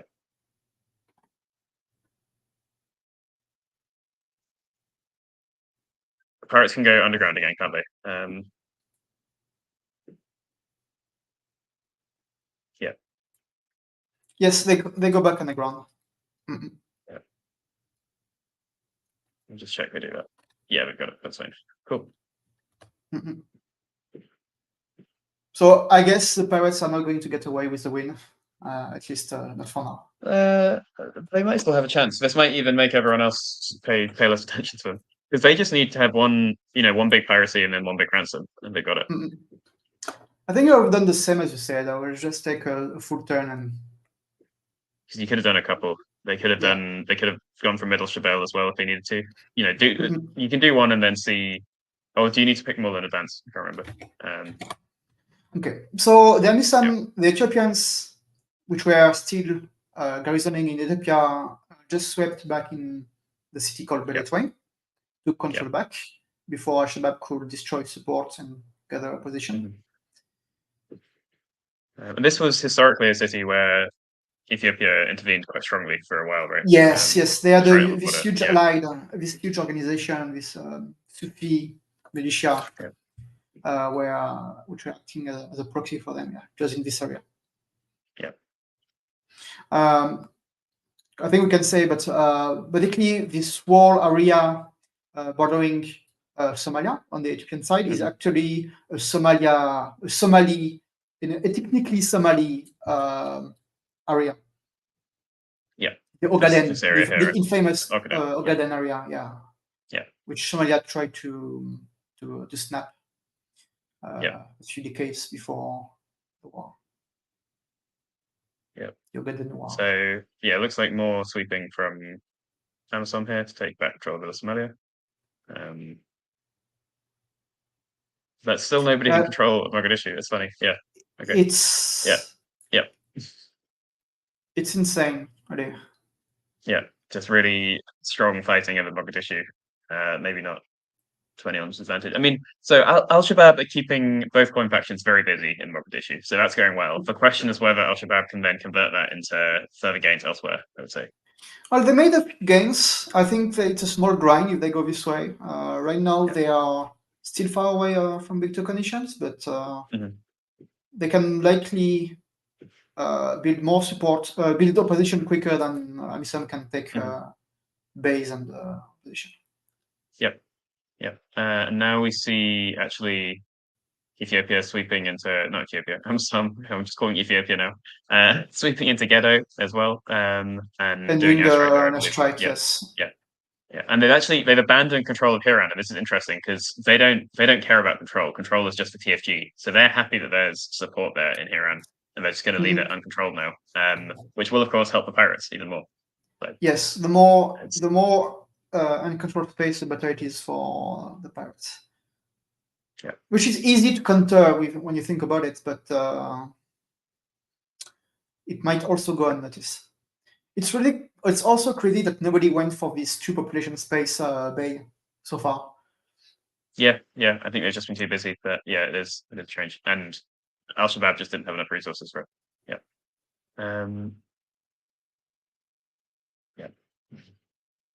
Okay, I think they're just recalculating the TFG score very quickly. They haven't. Yeah, I'll maybe let them know that Hiran is uncontrolled.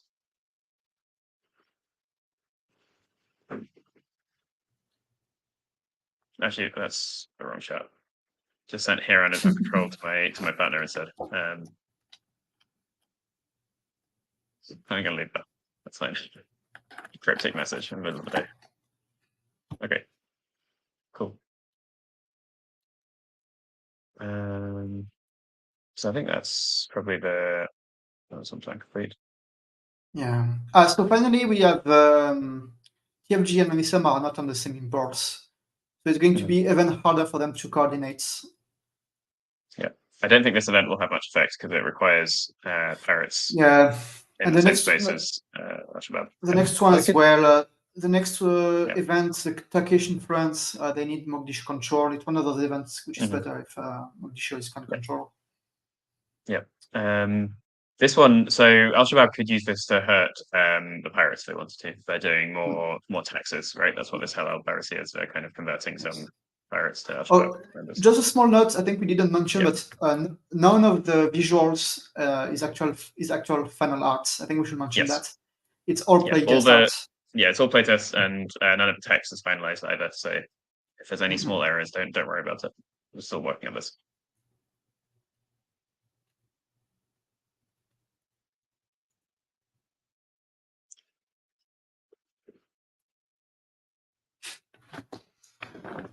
Okay, so next up is Al-Shabaab. Yeah. I'd be tempted by that event if I was Al-Shabaab, just because pirates are doing so strong, but they're not doing it. No. If I was Al-Shabaab right now, I would stop. Yeah. I would stop, investing too much in Mogadishu and start spreading in the countryside. Yeah, definitely.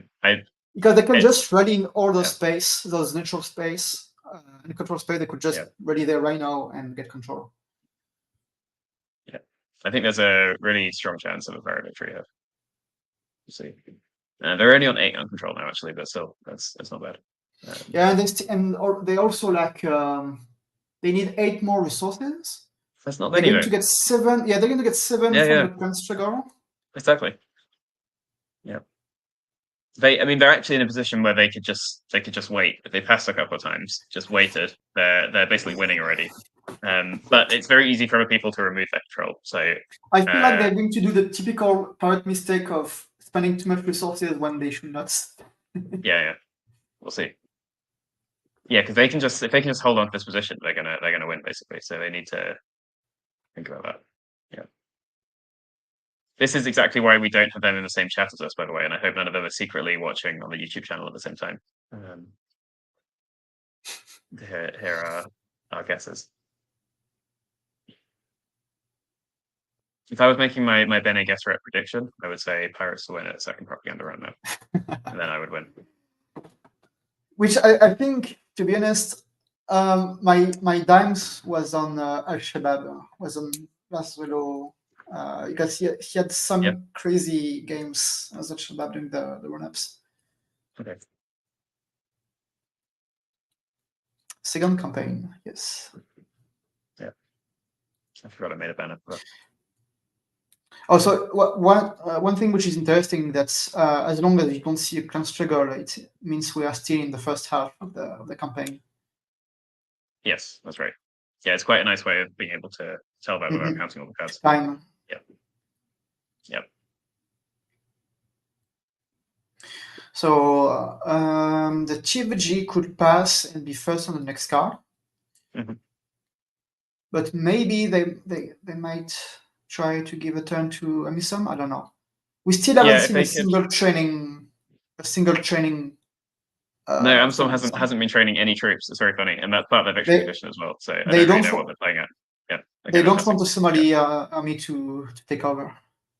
Yeah, because the reason the thematic reason behind the fact that Amisom want to train the TFG is that so the African Union mission can withdraw and let the Somali take security matters into their own hands. Yep. Or as it was supposed to be at this time, for at least a UN mission to come in, if the security parameters were fulfilled, which was never the case. Yeah. So TFG actually just took this event quite weak, just +3 resources, but they say eligible again for the next card.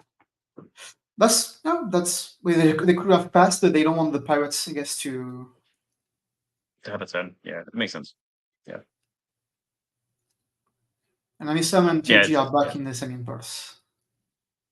Yeah, and Amazon are just sweeping again. But that's the way to keep an insurgent faction under control, right? You just sweep over and over again, keep them active. I've seen that a good strategy to counter Al-Shabaab is really to not respond to where they focus and just go for the base. Yeah.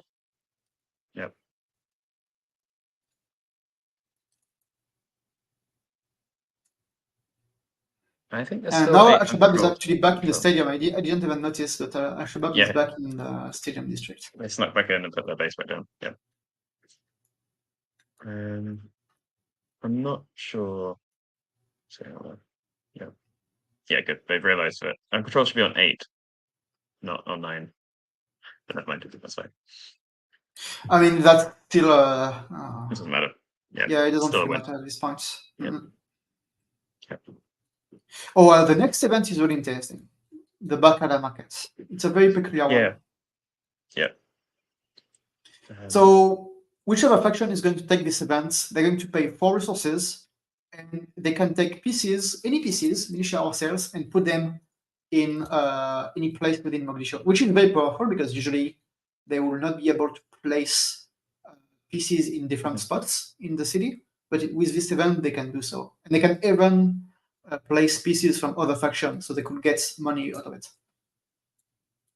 Yeah, you could ask someone else to pay you. So you could, if you're pirates, you could ask Al-Shabaab to pay you 6 resources, maybe, to put 4 Al-Shabaab cells in spaces of support. Yeah.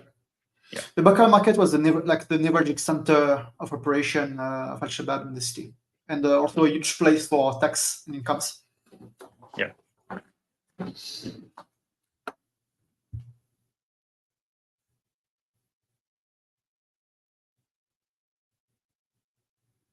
Okay, but we have a clan struggle.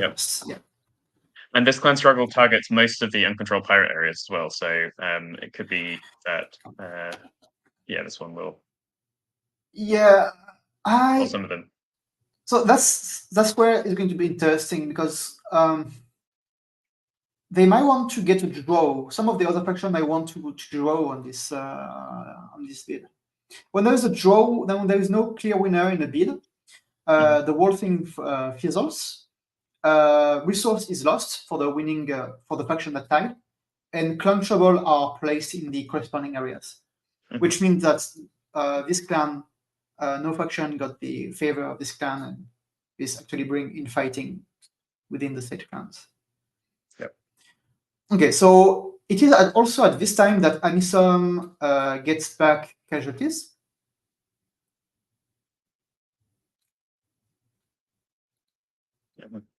And they can also move the base if they want. They can change the focus. The focus if they wish. Like for example, this one base, this one base in the north is super exposed, so it's likely they will move it. Yeah, they get some reinforcements. Yep. Need to be in Ethiopia though, because they came from there. Yeah, they need to stay in Ethiopia. Yeah, exactly. I'll tell them again. Oh no, they're not Ethiopian ones though, because they come from. Do they fill right to left? Okay, there we go. I think they go from from the rightmost blocks to the leftmost. Yep. Which means that if Amisom recruits some of those clans, win the beats and get some clans, they will take those from the rightmost blocks. Yeah, and they're gone again. Yep. Until they win the next bid. Yeah, exactly. So those are often quite temporary forces. Those clan ones. Yeah. And they lose some resources as well for getting those casualties. Yes, so it means that right now Amisom is only on 3 resources for the remainder of the campaign, which is maybe an issue. But which is likely an issue. Yeah. Yeah. That's right. Yeah, good. For moving the Bekul base at least they would get out. Yeah. But that just puts Bekul into Shabaab control. So yeah. I'm not but actually pirates are going to lose 1 space, It's also counterplay against the pirates. It's the That's true. Yeah. Yeah. Oh, that's the space I wasn't counting. I see. Yeah. The TFG has very few pieces. I mean, they have a lot of resources. Yes, that's true. I'm just wondering if they've been talking about hiring and training. Yeah, I think Amisom needs to take the back seat for a bit, train some troops, and let TFG use them. They've been taking almost too much of an active role right now in fighting. Oh, so the TFG actually won the bid, I believe. Okay, cool. So they'll get. Which means they're going to get the second. Okay, that's huge because it means that they're going to get a second base, which means they can get more patronage by hiring now, which might put them in a position to deny pirates both control but also a victory. Yep. Because they already have a huge, they have a decent amount of patronage. Yeah. They just need control of a few space. Yeah. From this point of the game, I would predict either a TFG victory or a pirate victory. I think they're both in a much stronger position. Yes. Basically, Amisom and Al-Shabaab have been both fighting each other very strong and not really paying attention to everything else. They've been eating at each other's face. Yeah. Here's an event about the Coast Guard we were discussing. It's with one of the greatest pictures, hardest album cover ever. These two, with their new album Coast Guard Theory. It's a great look. Yes. So this is about training pirates there. Yes. Into Coast Guard. Or people involved in maritime activities. Maritime activities, yes. Yeah. Okay, pirates I think are probably just going to do raise trouble now with no. Yeah, they need to go for it. That makes sense. But they need to block this event as well because that would let TFG probably take control of the port. They are 1 resource away from victory, so maybe the fact that investing those resources is like just taking the target out of their face. Yeah, it makes sense to me. They're getting so unlucky on these. Oh, they found something. Okay. No, they have 1 target. A military supply ship, which is a tough target, but worth a lot. So, do they have somewhere to put it though? I don't think they have an anchorage. I don't think so. So Al-Shabaab might be able to offer them an anchorage in Lower Juba. Yeah, and that would also give them resources which they need right now. Yes, and I think the TFG could also do so in the north and on the right side of the map. In Mudug. Yes, Mudug or Galgudud. Yeah. And Mudug historically was an area where the kind of TFG aligned troops might be more inclined to help the pirates too, right? It's in this Puntland area, which was quite connected to pirates. Yeah. So maybe talk us through how the affiliated anchorage works. So basically, each target has an anchorage value going from 2 to I believe 7 or 8, And the pirates, if they want to be able to put the corresponding hostage marker on the map, they need to have a space where they have this number of pieces. So, for example, this ship, they need a space with 7 pieces, which is not the case right now. So what they did, they just placed an anchorage marker in this area called Lower Juba because Al-Shabaab has control over there. So they are just getting some support from a local Al-Shabaab affiliated commander to possibly anchorage the ship here. And they just disregard the anchorage value in this case. And it gives them a boost. It gives them a boost of a piracy roll as well, doesn't it? Yes. Yeah, because they get access to a black market, they get more equipment and like blah blah blah. Yada yada. But of course, it means ransom is going to be slightly more complicated. Although Al-Shabaab is not very powerful in this area. Yeah, so they might be able to take back control of it. Yeah, they might just be able to rally there and get the space to uncontrolled before they ransom. But Al-Shabaab might also just might just rally there also to keep things. And then I think Shabaab gain 5 resources, didn't they, from this card as well? Oh yes, indeed. They're going to do it now. Yeah, they got it. Yeah. So that was an effect of the affiliated anchorage. So basically, they're being paid to use their services there. And I think in this case, because it's a military vessel that's been captured, they get able to take some weapons from it. Were there any military vessels? Yeah, were any vessels like that actually captured by the pirates? So there was this ship transporting tanks.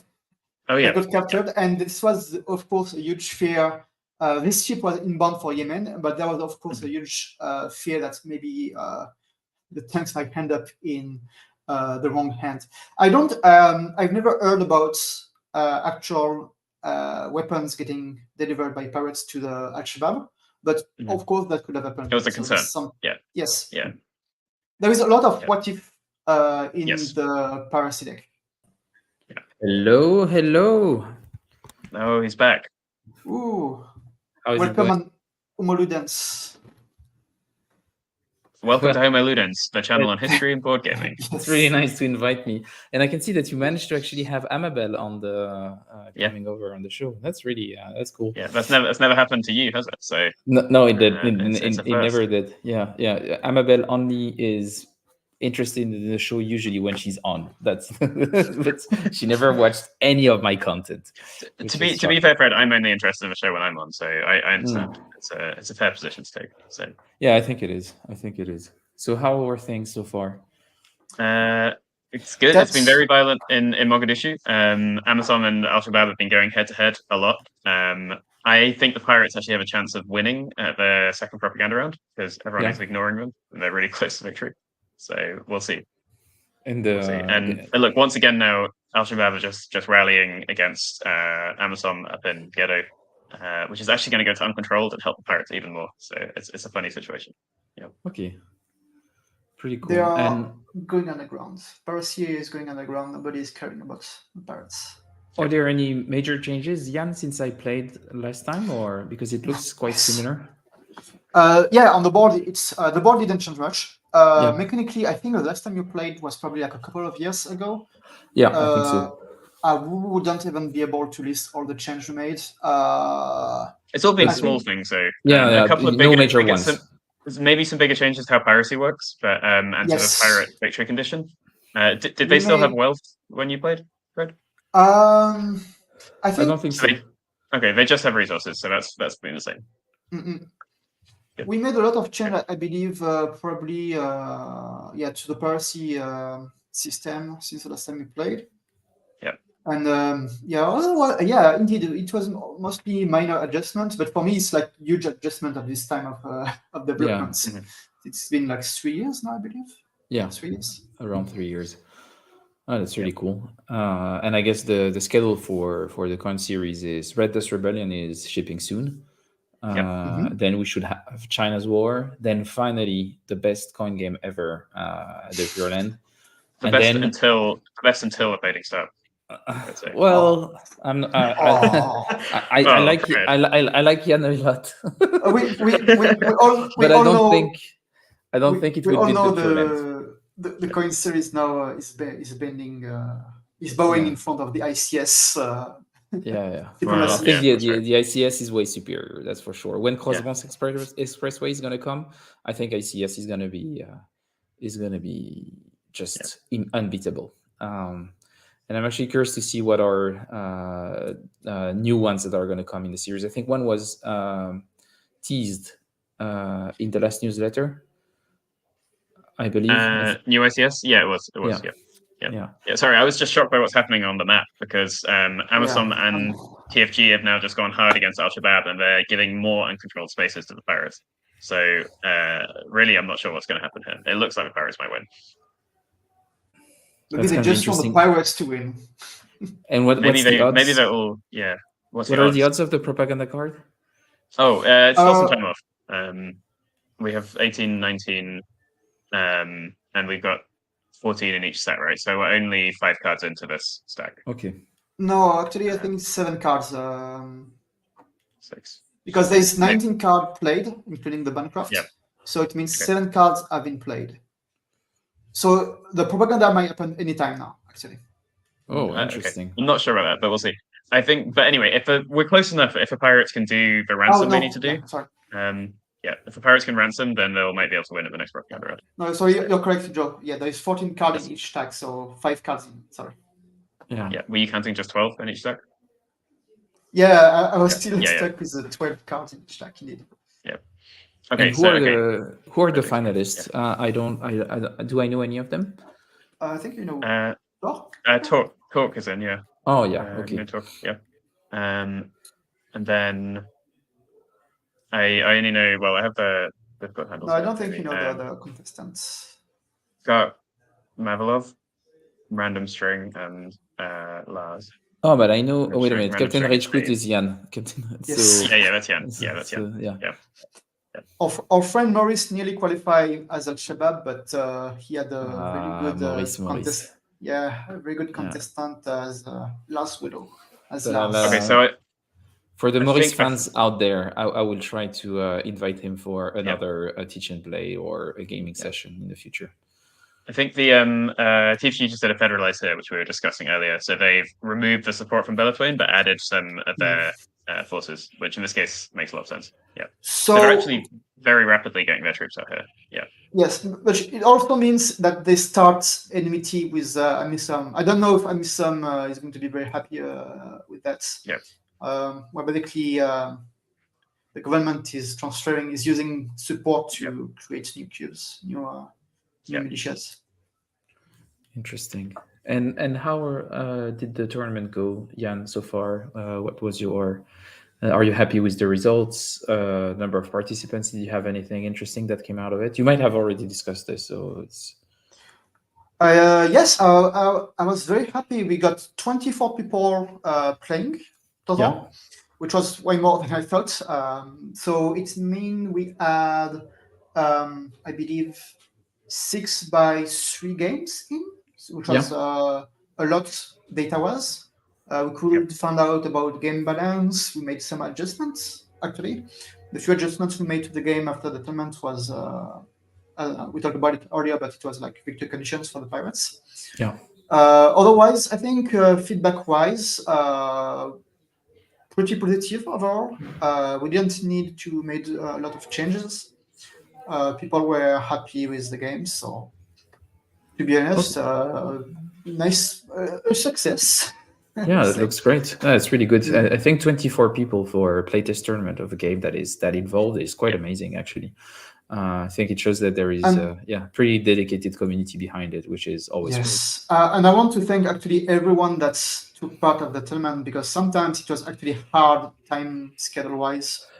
Some people were playing. We had like 4 different time zones that had to be scheduled in the same sessions, which made things very difficult. But also we gave some leeway to people.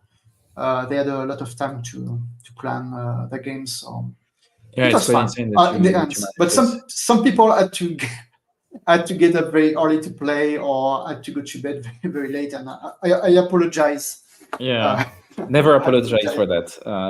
That's the thing that I do on to people on the Homoidence Discord server on a regular basis. Russ has to wake up at 4 a.m. to play with me, so never apologize about this.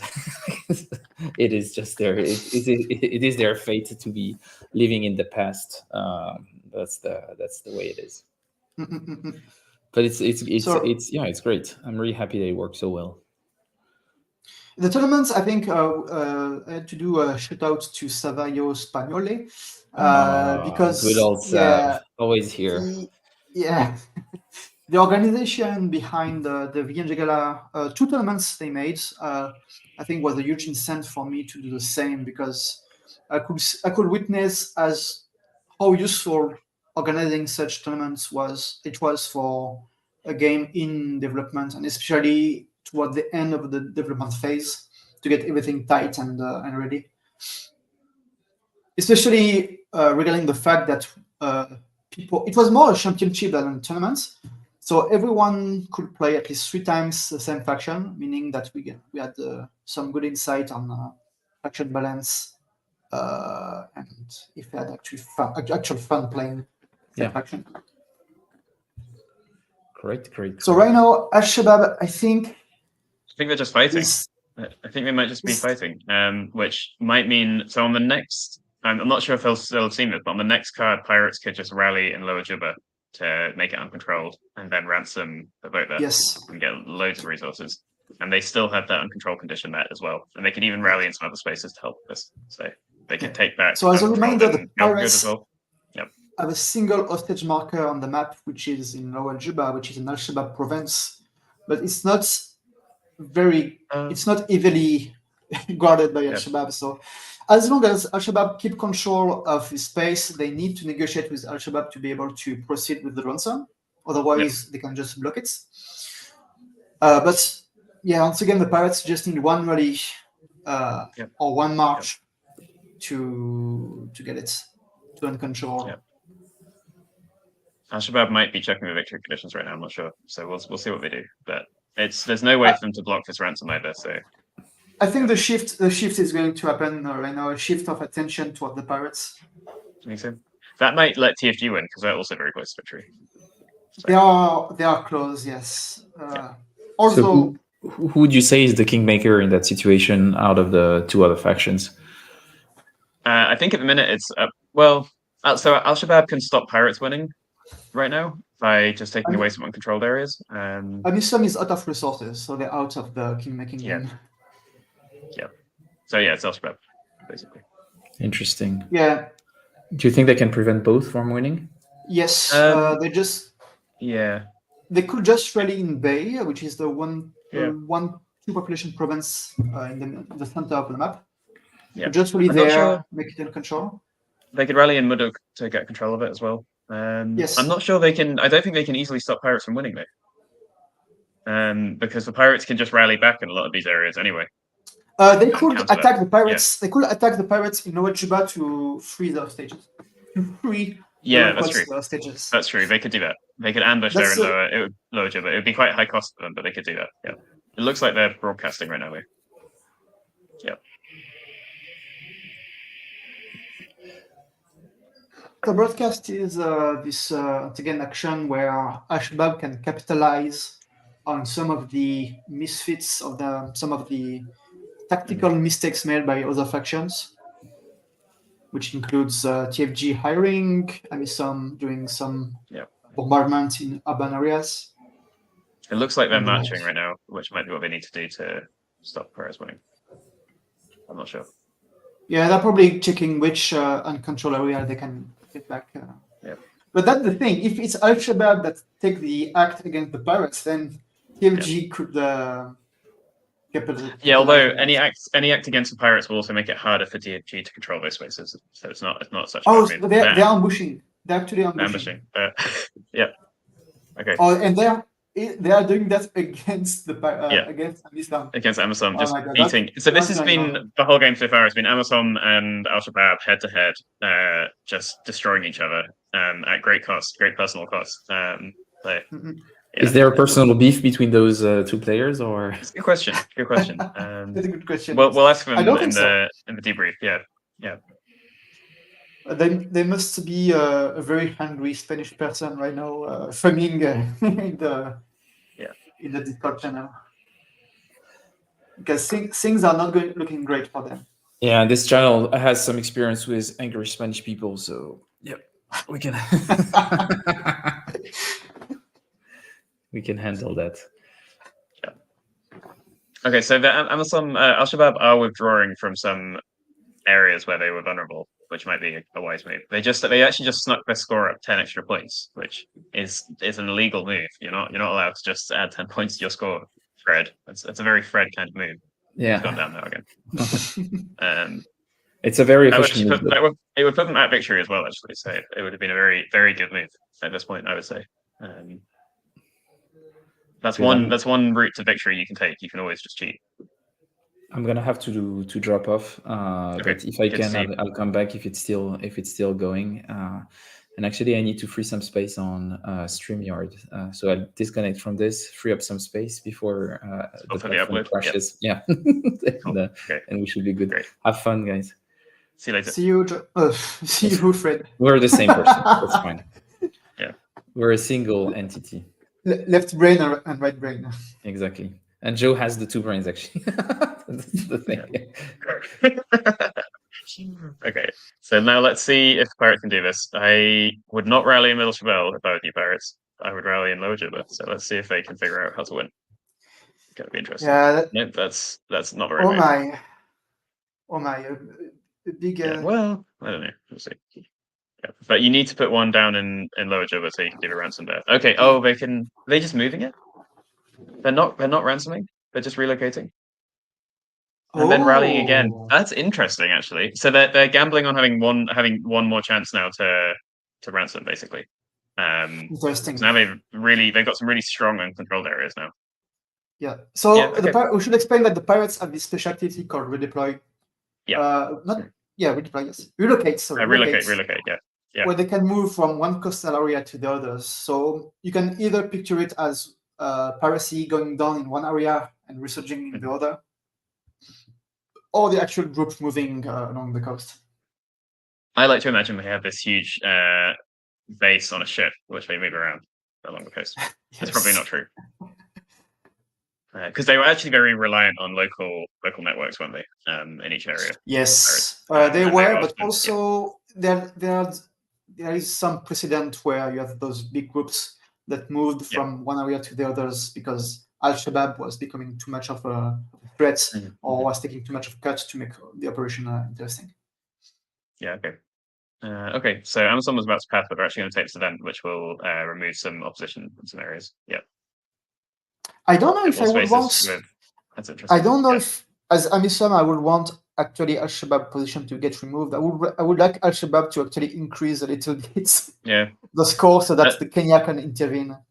There's been a real grudge between Al-Shabaab and Amazon in this one, so I'm very wondering what they're saying to each other right now. Yeah.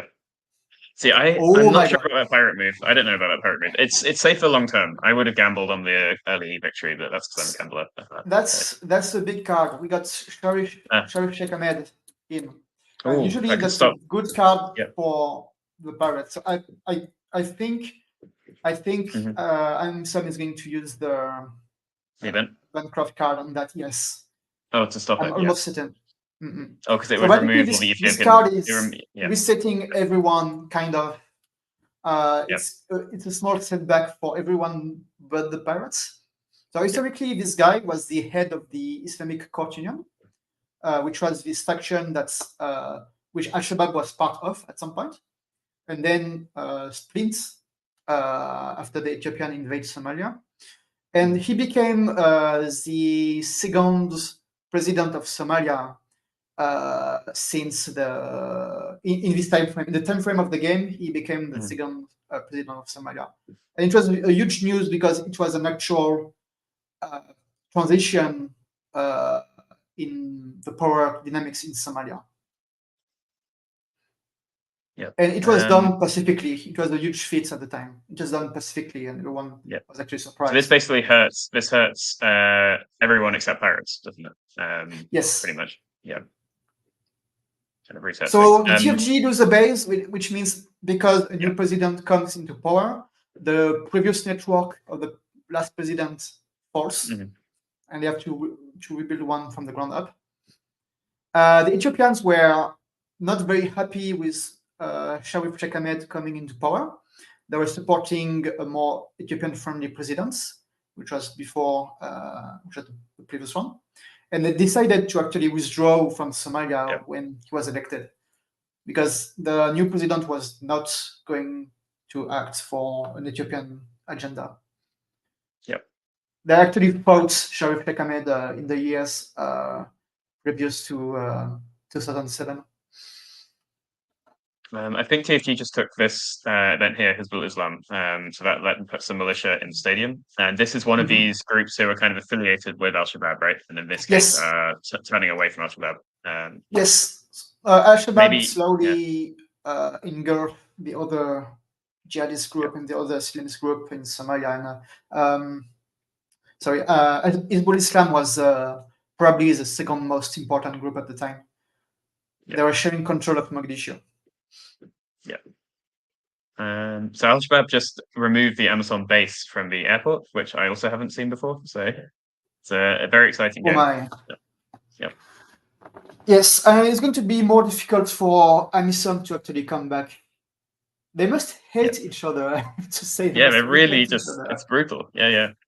Now that base shouldn't go to casualties, right? It should just go. Oh, no, the base should go to casualties, Yeah, that's fine. Okay, okay, it's interesting.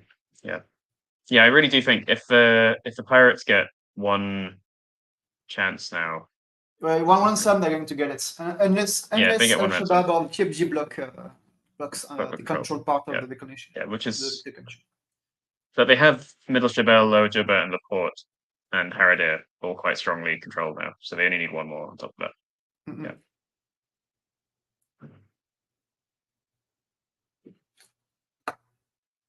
And Villa Somalia is uncontrolled, just because of fighting. Maybe I haven't counted, but they seem to think it is. Yeah, it is. Yep. Oh, they're leaving. Shabab's going away. No, they're just sorting their cells. They continue. So moving on there. I'm not sure how they removed. Are they doing a broadcast as well? I don't know what's happening. Maybe they're just sorting things out. I think they probably did march and ambush, I guess.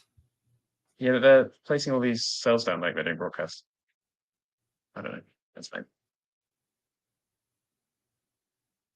Oh, there is a terror marker. They did the terror, I think. Right. So terror lets you allows Al-Shabaab to remove one piece among all space selected for terror. Yeah. Yes, that's right. So a well-timed terror can be kind of devastating consequences. Yeah. So now there's still no chance for pirates to get first. Yeah. Interesting. I think Amisom is going to block the open special, but they don't have any resources though. Nope. Could they use this and then play it again? Oh no, they can't do it again. It says they can't. They don't have any free operation they could use. Nope. Yeah, they're going to pass. Yeah, good question here. Talk, I think, has been in quite a few of the tournament finals we've been doing. He's a very strong player. Can't remember exactly, but he's certainly been in the finals or quite close to the finals since some of them. Yeah. So Pirates taking no, Amazon took the event. Oh, really? Yeah, it makes sense. Kind of. I'm not sure. It means that because they were worried about TFG winning, basically. Okay. And it lets them remove opposition from some spaces too. That they are going to have and they can't do anything anyway because they've got their resources. So I suppose it makes sense. They just get some pieces out, just leaving. Yes. Yeah. Wow. That's insane. I would have not bet on Amazon taking this. This is almost a table flip from Amazon, right? Just leaving. We're out. We're done. Yeah, that's amazing. Yep. The Ethiopian. It does mean though that they have their enhanced train now. So train is more effective when they don't have the interventions, and that's because it's a pure Amazon mission without any kind of foreign influence from Kenya or Ethiopia.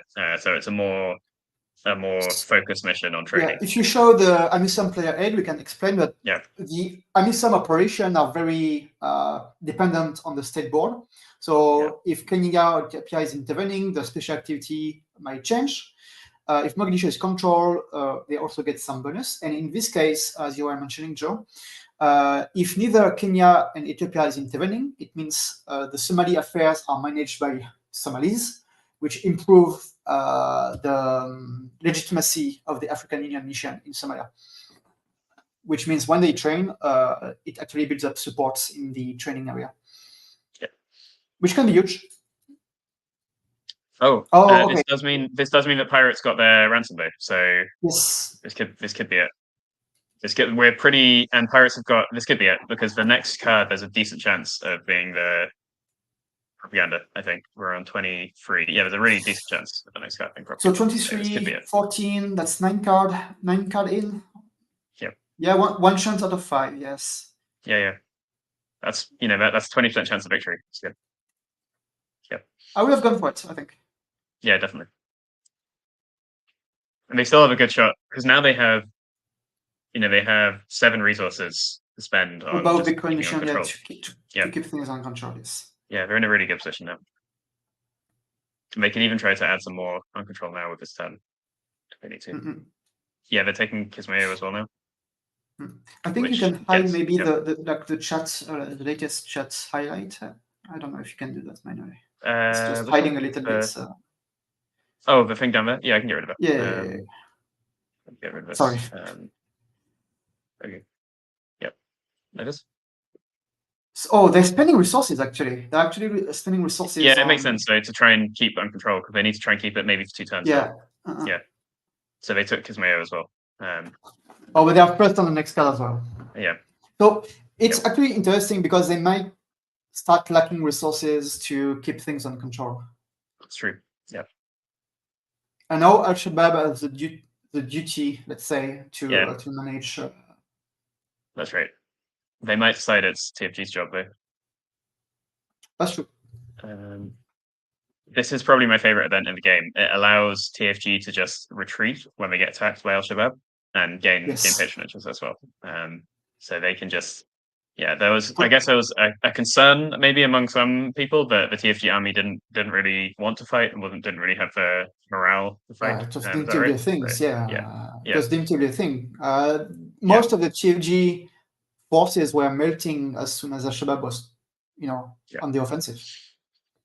Until the special forces got actually trained by other third-party countries. Yeah.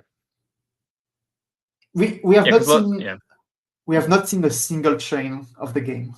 No, it's It'll be interesting. Okay, so there's a few things we need to ask them about: the training, the Al-Shabaab Amazon conflict, the pirates. Yeah, it's been an exciting game and quite different as well, which is nice. Like different to other games I've seen. And the fact that they took the event, the Sharif Sheikh Ahmed event, is historical. Yeah, it's so amazing. Maybe if Al-Shabaab is doing very well, we might get a case where the Ethiopians stays out of Somalia, but the Kenyans enter the fray. Although Al-Shabaab is not doing great at all right now. No, they're not. Partly because of the event. Yes. Yep.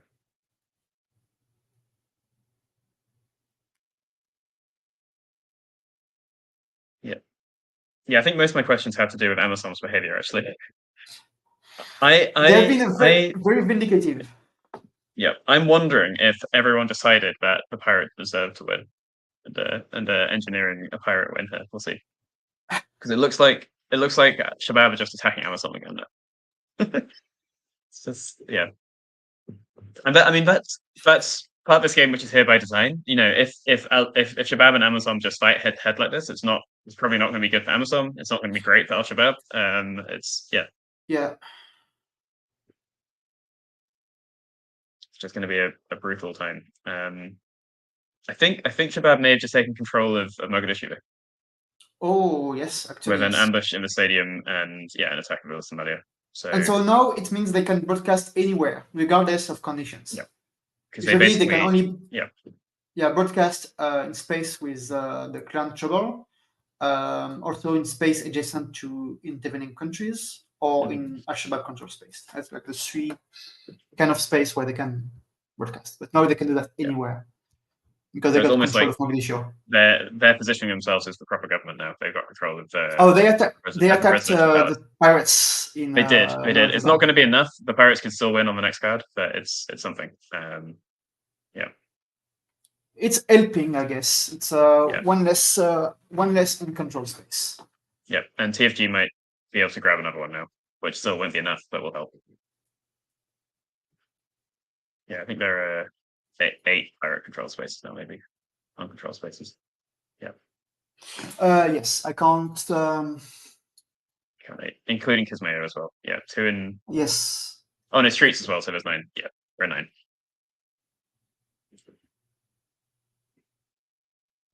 Yeah. So it's going to be pretty difficult, particularly. So if TFG goes now, which they have to, I think Amazon doesn't have a turn next turn anyway. They don't have resources, yeah. Yeah, and this just affects pirate things. Pirates can take this, get raise trouble for free in Mudug, which they don't have anyone in. So pirates will just be able to get back some more uncontrolled on this next card with the lobster king. Yeah, we have a couple of famous pirates leaders events in the deck. Yeah, and this guy was go on. This guy, the lobster king. This fellow was one of the earliest pirate pioneer, Somali pirate pioneer, an actual fisherman that became a prominent pirate leader. Yep. The most successful pirate probably is the one who moved into the trucking business, didn't he? He took some money and then went into this freight business.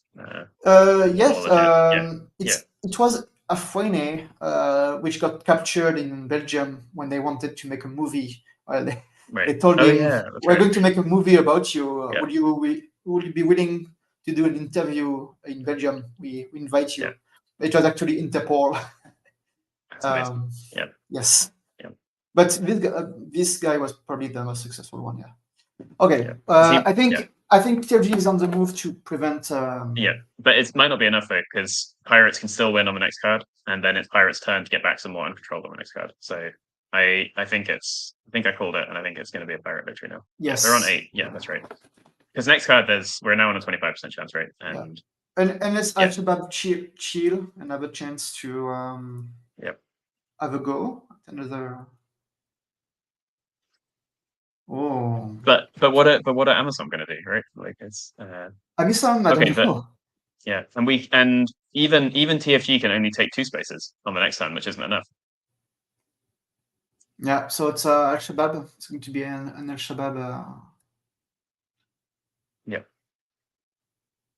Yeah, I don't know what Amazon are going to be able to do. The pirates still have 2, and they still have 2 cells they can use to. They can rally in Lower Juba. Yes. They can rally in Bay. They just need to make it expensive. So they can rally in Lower Juba, rally in Bay. Or they can march. Yeah, that works too. Yeah, that's something. That's another way they could prevent pirate victories, to just force the pirate to take action to get control back and put them below the victory threshold. Yeah. I would probably have rallied there, but this is fine. It's really interesting that despite the pirates winning, they just got entangled in this conflict. I guess the narrative is working.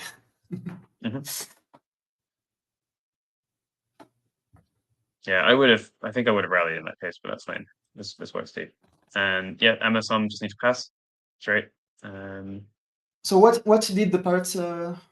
They just marched into Huron. I would have personally. That's it. Pirate victory. Okay, I'll invite them all back. So the pirates went first. I guess Al-Shabaab is probably second, and TFG third, and Amisom last.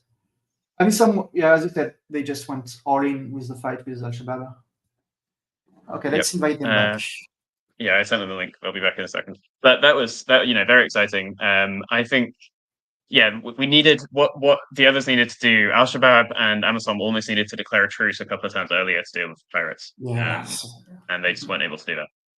And I mean, this is so we're around 2011 now. This is really the high point of piracy in 2000. Somalia. Yes, I think the peak around this time piracy was 2011. So right now, now, so this is exactly the peak. Yeah, right now we're in 2010, so it actually corresponds to the peak of piracy. Yeah. I'll wait till it was all back in, and then I'll invite them in. Yeah, amazing. Yeah, and good observation there that they won even with there we go. I think this one event really, it was a crazy move from Talk taking this event. He's a crazy guy. Yes. So they'll be back in a second, hopefully. Yeah, here we go. Let's bring them all in. Okay. Well, actually, it was maybe an interesting move to just force the TFG to be a kingmaker. Yeah. All right. Very interesting result. Yeah. Congratulations, Pirates. That was very exciting. Good work. I was rooting for you from the start of the second propaganda round there because you were so close. Like it had to go to you, and no one else seemed to be paying attention either, which was great. I agree. Nobody else was even trying to stop me, right? Yeah. I was wondering if maybe everyone had agreed that the game should go to the Pirates, that you just deserve to win somehow. I think we're missing somebody, by the way, Joe. I think we're missing. Talk's not. Oh yeah, there he is. He's joined. I can see him now. Yeah, he's just at the bottom of the screen. There we go. Okay, because Talk is really who I want to ask to talk to. I've got lots of questions for you. I have a lot of questions to myself. What happened? Well, two things happened. First thing is that Al-Shabaab managed to enter Somalia at the very beginning. When they do that, it's pretty much impossible to dislodge them. I throw everything I had into them, and they're still there. So, that's it just doesn't happen. When the Al-Shabaab enters, you cannot dislodge them from there. Also, the problem is, I also needed some kind of counterplay somewhere. That's the reason on all that shenanigans in the stadium, the bombing in Ghetto, all that other stuff. So let's see, maybe he wants to protect his bases or something like that. It looked like you and Al-Shabaab had this fierce rivalry. Just every turn, it was either ambush against Amazon or like sweep an airstrike against Al-Shabaab. And as you can see, Amazon has very little chance against Al-Shabaab because they are so much stronger. Yeah, I do. So, well, let's hear Al-Shabaab side of the story first, and then I'll come back with some other questions.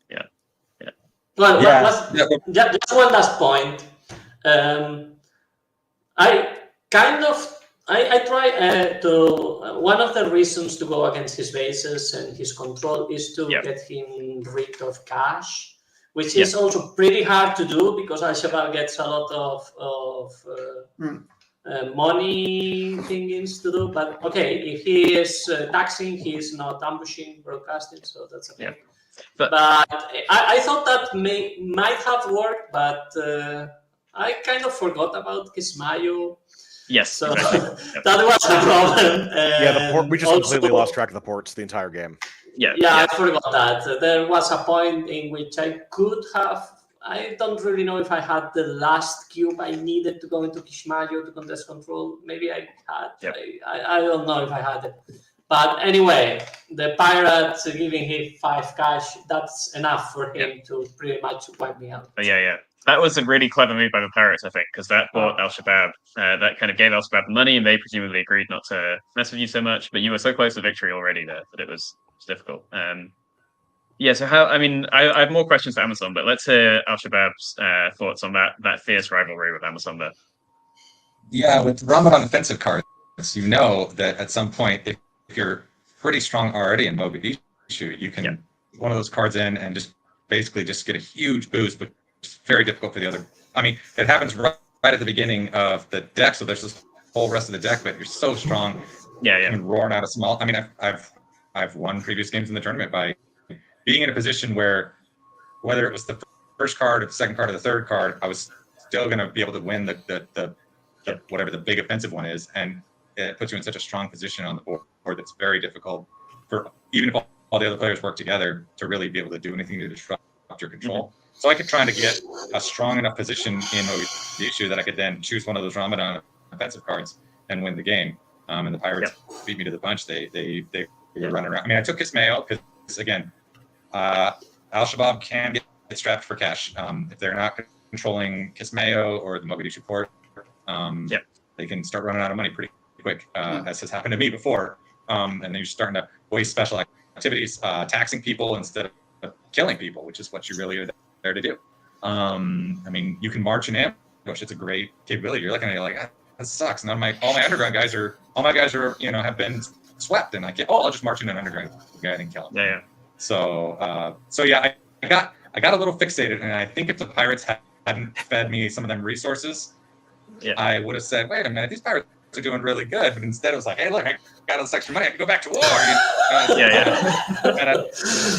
Kind of got tunnel vision, Gotta keep the government down, gotta overthrow these foreign interlopers, gotta do the thing, and I didn't really pay attention. So I've just never seen the Pirates win so decisively. It was amazing, in all previous games. So it's really but while this Amazon Al-Shabaab fight was going on, TFG came pretty close to victory. Like you were sneaking up there, and I was thinking, if Pirates don't get this, you're going to be in a great position. Up until one certain event happened, which is pretty devastating. For all that mattered at the end. The early half, the first half of that game, I could not get any militia out. The lack of troops meant I couldn't get bases out, and having played with Torque previously, it was this happened before, where I know I'm not going to be able to convince him to put troops out. It's just not going to work. He knows not to do it because I will obviously just steal them. It played out the same way our last game together did. At that juncture, but I got some events, I got some troops on the board, I was able to get that second base out, and once early game especially, I had open opportunities to do op and special activity where there was no support on the board yet, which I couldn't leech off of to get those units out either. So I was just completely hamstrung for the first half, and just barely struggling to contribute at all to keep Mogadishu somewhat controlled. And then, I just noticed a bunch of opportunities after all the other fighting to just I can sneak a dude over here, over here. And that was great. I was hoping I could get control of Furfur. I was sort of regretting that I didn't put one extra unit in there to do an assault in there that would have cleared that out. But again, for all ended up mattering. Yeah. So it sounds like there was a severe lack of cooperation between Amazon and TFG to me. One question I had for Talk was, why did you never train any of those TFG troops? And it sounds like that was from previous experience with the two of you. No, not really. I would love to train, but I just couldn't because Al-Shabaab was so aggressive. That's the thing. Definitely. I never had a chance to. If I'm gonna train that, during the whole game, because I could not sweep and train, which would be nice, but I cannot do that. And if I stabilize and train, I'm gonna eat some ambush, which I didn't want, or some terror, which I didn't want. And throughout most of the game, we were admittedly working together. We had common goals. We were doing as much as we could. Admittedly, I just wasn't able to contribute much. I was putting troops out where I could, which was contributing to trying to get force in, but they were roadblocks enough, man. We call them the sleeping policemen here. They were in the way. Let me tell you, I was so just. So it wasn't like we were actively fighting each other for most of the game. I mean, even super early on, you took one event early on that gave me a bunch of patrons or something, which helped. So it was pretty amicable throughout most of it. But we also weren't sacrificing too much to give to each other huge favors. Yeah. Brilliant. So I have one more question for Talk. Playing that Cherry Sheikh Ahmed event, that was amazing. To me, that was almost like a table flip moment because you had no resources, and you could just hurt everyone else. Except it doesn't hurt the pirates, which is the interesting thing. So it just set everyone else back. It did potentially set you up for some more efficient trains in future. I'm not sure if you were planning on that. Well, my reasoning was I have no play, no counterplay, no anything. If I just stay in the board, I'm gonna be ambushed to hell. So this is kind of a way out.